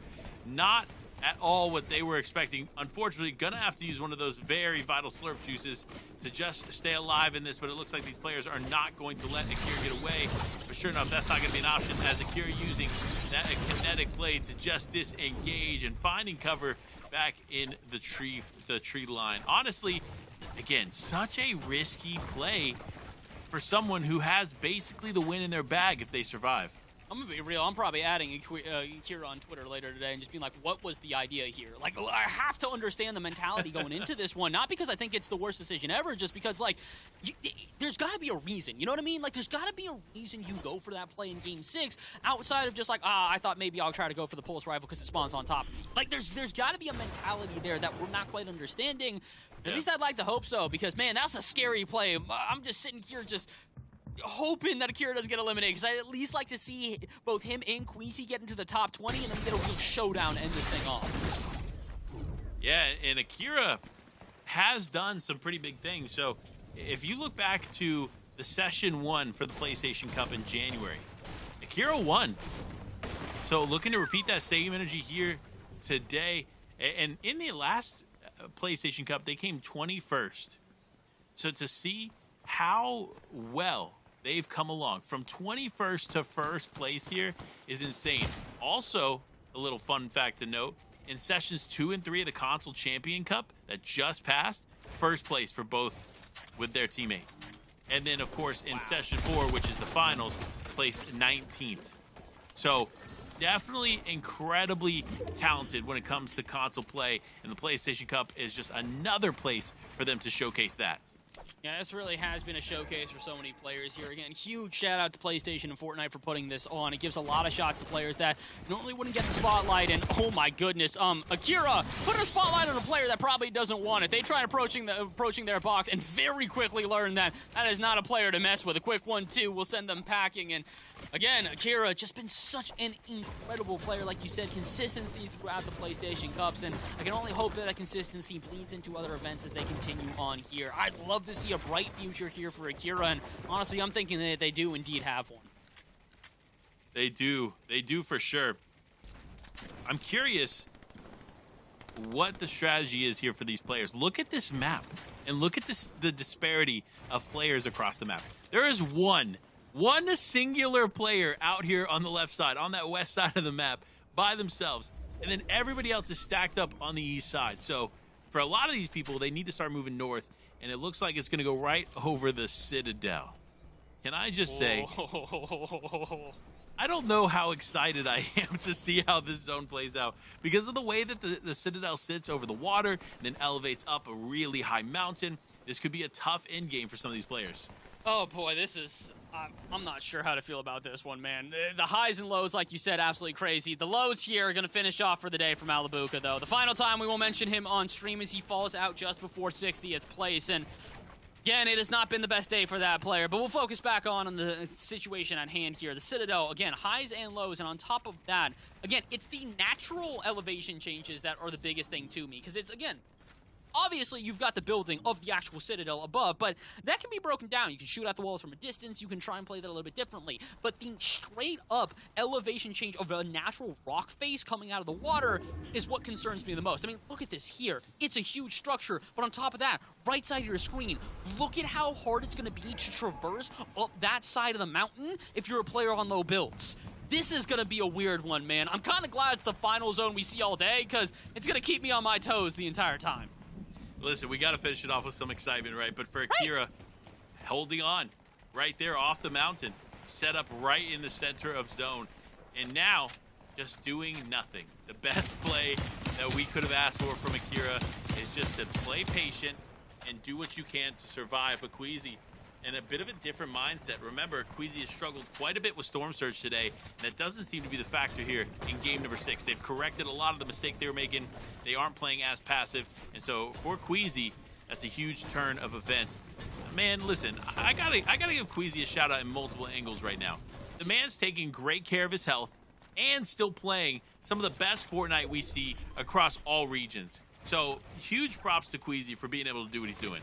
Yeah, Queasy is honestly a shining example of what an FNCS professional player should be here. He has represented the Fortnite scene in so many different ways, in so many fantastic ways, and again, shout out to him here. Again, he's also, I think the biggest thing, he's taking this competition very seriously. You can see that coming into what is a console competition where many people may not necessarily give it its due justice, but he absolutely is. And he's competing like everything is on the line. And to be honest, everything is right now. Again, it is him versus Akira for that first place. And oh boy, they're within close vicinity of each other. No way. Is this how this is going to go? Are we going to see this battle happen here and now? Honestly, Panda, I'm all for this. I want this. Like, could you imagine? Like, there's so many possibilities this way it could go, right? Akira could beat Queasy, Akira wins everything. Queasy could beat Akira, but still not get enough points to win it all. Like, there's so many different factors, if that fight does take place, that could go either player's way. So I'm curious how this is going to play out. But Queasy, as he's done all day with the Jelly Angler Augment, he stacks up jellyfish in the box. He also, if you saw there, he's got some slurp juices stacked there as well. So that's going to be his spot where he remembers for the heal off. But if Akira stays alive, I don't think the win is going to matter. It won't be enough for Queasy to walk away the PlayStation Cup champion. So it'll be interesting to see how he plays out these final moments. And will it just be for the heal off, or will he try to sprinkle in some of those eliminations along the way? I have to imagine he's going to have to try and play for a little bit of eliminations. Again, for Queasy, the issue is that it's not necessarily in his favor to play this one as safely. Yes, it's good, but you need to be great right now if you want to try and take over what is our first place player in Akira, because again, they have the build up of already a huge lead on top of their other player. It's almost a 20-point difference between first and second right now, which is not as close as the difference between second and third, but it's pretty dang close. So it's one of these things where, Queasy, you have to do something spectacular here. You have to blow our minds and do something incredible, because if you do not, maybe you're content with second place, but I think you're destined for more than just that. If you can do this right, you can find yourself an incredible finish to the day. That finish will be here and now if they're not careful. Sammy approaching their box. Queasy's got to win this engagement, Panda. There's no two ways about it. Yeah, and he also can't afford to let Sammy have any of these resources. And sure enough, that's what Sammy's doing. Oh! He finds the jelly angler, or the jellyfish that have been left by Queasy, and is going to be able to use them, which is going to be a huge disruption to Queasy's game plan right now. So Queasy has two options. He keeps the distance and just tries to play this without the jellyfish for the remainder of the game, or he has to challenge Sammy. And sure enough, he's going to opt to go ahead and just fully disengage. But with Akira still alive, this might not have been the play. Oh boy, this is a risky one out of Queasy here. I think he's starting to realize the situation at hand, which is that I don't think heel-off's going to work here. He's got to get aggressive. He's got to start charging into boxes, got to start trying to find eliminations, because if he does not, I think this one's done and dusted for the FNCS Professional. One of the best the planet has to offer, but today might just get bested by Akira, who has had, honestly, one of the most stellar performances we've ever seen. Panda, you and I have had the pleasure of being able to cast multiple of these PlayStation Cups, but I don't know if we've seen a performance like Akira today. 2 incredible performances with a second place with 9 eliminations and a first place with 7. Might just be some of the best games we've ever seen in PlayStation Cup history. Balba's had some good games too, but here they're struggling a little bit.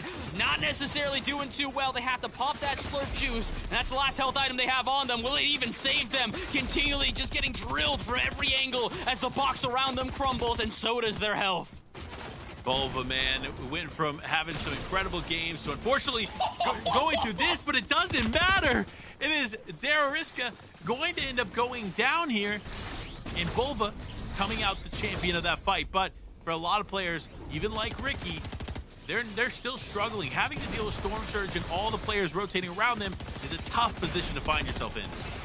My goodness, that was a terrifying engagement for Volva, but they come out on top. A little bit of jump scare, but apparently they're pretty prepared. They like horror movies instead. Is Ricky like that, though? Because this is a scary scenario for them as well. Tons of players around them in the mid-tarps here, and they're just trying to survive. Jam in front of them, Rondity on the left. They've got a decent inventory on them, but they've got one last health item, so if they do get into a bad engagement, never mind. They pick up some small shields, so now maybe they can play this a little bit more aggressive and be a little bit less scared. But again, that scary scenario that I just talked about is still around. The Citadel, such an interesting final zone for us to pull, and now they're gonna have to pull over the water instead. This elevation change, everybody dropped from the heavens and straight down to the low. It's gonna be such an interesting fight to see. It all comes down to this, the final 2 zones here, and Queasy still up. Our second place player still in this game with uncertainty of Akira's future. There's still so much up for grabs here for a player like Queasy, but this is only 10th zone. 2 more zones remain here. He needs to play this effectively. So many players still in this. He's going to go ahead and get to the head of zone. Very, very smart play on his part. Now, oh, no. As I say that, the zone begins to pull in the opposite direction, and unfortunately, he's going to have to use a lot of his health just to survive. And the big issue here for Queasy that I see is I don't know when it was gone. He's got one weapon on him. The shotgun alone is how he's going to have to survive these fights. No AR, no SMG, not even a pistol on him to be able to work with from close range outside of that shotgun. And it's not the worst thing I've ever seen, but it's a dangerous game to play. The gambles that we have seen here, whether out of Queasy or out of Akira, our 2 frontrunners today are pulling out all the stops in game number 6. I mean, it's coming down to the wire here as now Zone 12 presents itself. 26 people are still up in this final game, and a lot of them are still in contention to affect the top of the leaderboard. So, Queasy now going to Kinetic Blade up to the top. He's going to challenge for height, but not quite get to the far point of the high ground. But with limited material left, it's going to be tough for him to just completely take it. Now, though, you look down, Silva still in this game. Silva putting up some serious points.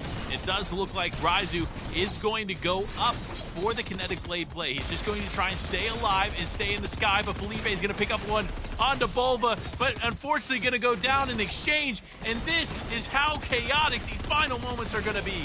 This chaos just doesn't stop, and Aki, they might just stop in a second here if they're not careful. Med mist on them, trying to heal back on up. They get a siphon from an elimination. Where did that even come from? This could save the game for Aki.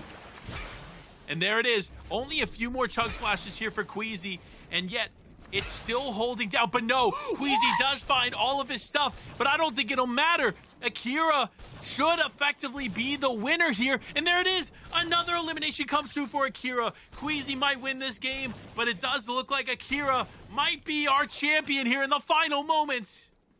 It's a Brain versus Brawn, and today it's the Brawn that wins out. The Brains may take game number 6 with a victory royale. Queasy going 3 for 6. Half the games being won by Queasy. Wow. Panda, I don't think it's enough to take out the ultimate fragger in Akira.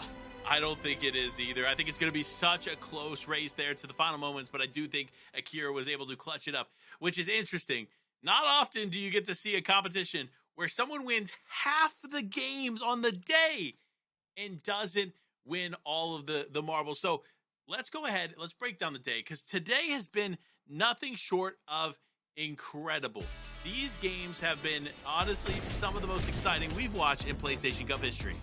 It's really such an interesting meta that we are finding, because it's not just a singular one that is working out here. Whether it's close-range engagements with teams constantly charging into each other's boxes with this Havoc shotgun that has been so incredibly prominent through this new season, or it's players taking it from a distance, just trying to avoid the Storm Surge, getting tags here or there, trying to up their threshold, or even alternatively, going for the heal off outright. I think the craziest thing about it, though, all viable strategies, all depends on the day. And even here today, where the heal off wins 3 out of 6 games, it's the players going in, getting aggressive, that seem to get the job done. Akira, what an incredible final performance, and what a way to put yourself on the map here as Queasy takes the victory royale. But does he take the win home? As you can see, 2, 5, and 6, all won by Queasy. But listen, we got to talk about Ricky, too. Ricky started off the day with a strong win there in game number 1. Akira, of course, taking game number 3. And honestly, all Akira needed was one win with 2 second places and tons of eliminations. It looks like potentially going to be able to clear Queasy, but Curve, yeah, another player who came back in stunning fashion to climb the leaderboard there in the final moments in the second half of the game. But now it's time. We have to find out who our champion are. But let's look at the bottom half first. Let's see where some of these players lie. And there it is, Big Face, Mongrel, and Malabuka. 2 players we saw quite a bit of action from, but unfortunately just wasn't their day. Another notable player, of course, Vortexia.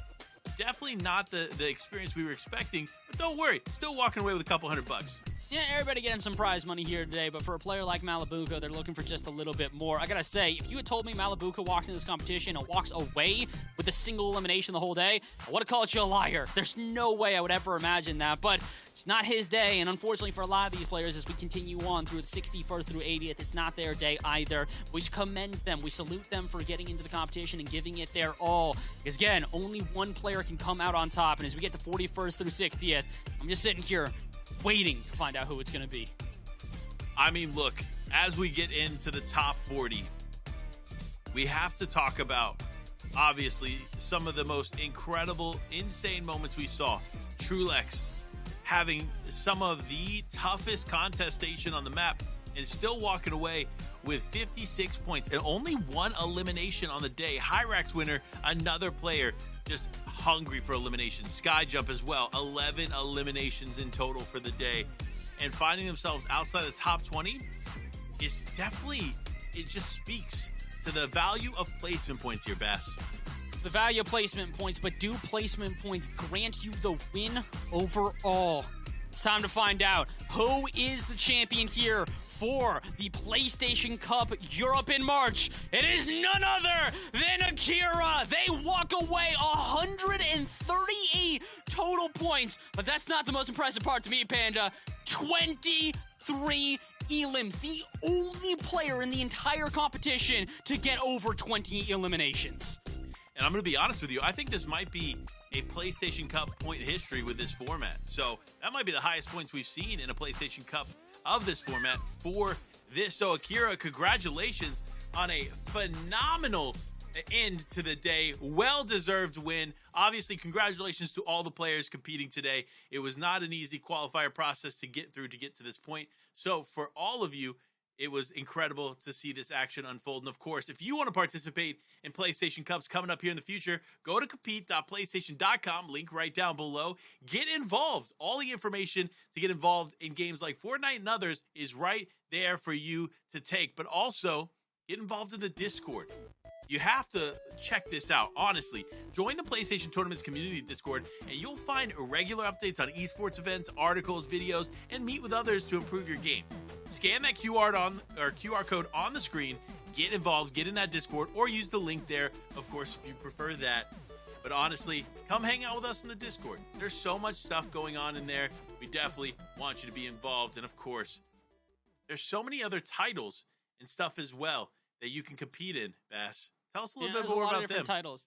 A lot of different titles that people can play in here. I myself dabble in, a couple of different things other than just Fortnite here. And honestly, I think that's some of the coolest things that PlayStation are doing right now is putting on competitions for all sorts of different stuff. I've seen ourselves with a plethora of fighting games that these players can participate. So again, if you want to get involved, go to the Compete tab, go and get involved in the Discord, and go and check out everything we've got coming up. Multiple different fight nights here on March 28th, 29th, April 13th, 20th, and 21st, and a multitude of different titles. Or come here for the Rainbow Six Siege Invitational. That is on April 12th at 9 a.m. PT. So many different competitions, so many different titles. So even if you're just tuning into this one because you're a PlayStation fan and maybe not a Fortnite fan, we still got you covered. Like we said, Guilty Gear, Mortal Kombat, Tekken, Rainbow Six Siege, whatever you might like, it's all going to be in the Discord. So again, go to compete.playstation.com or join up with the QR code we showed just a little while ago and hop on into the Discord. Panda, PlayStation's doing the most right now, my friend. They're doing the most, but hey, listen, it's been an incredible day of games here with you, Bass. I appreciate you so much. Let the people at home know where they can find you before we sign off. Same thing as every other social. It's going to be at Bass from the Past. I'm going to be here. I'm going to be in a couple other broadcasts. You might see me on some other esports as well. Panda, I'm hoping we see some more of you as well here, man. It's a great return back to the PlayStation Cup. So where can they find some more of you as well? Oh, you already know, LifeWPanda on Twitter. But honestly, it's all about you guys, the players and the community making this possible. So thank you guys so much for hanging out with us today. And that's going to be it for the PlayStation Cup Finals. This is Panda and Bass signing off. Take care, everyone.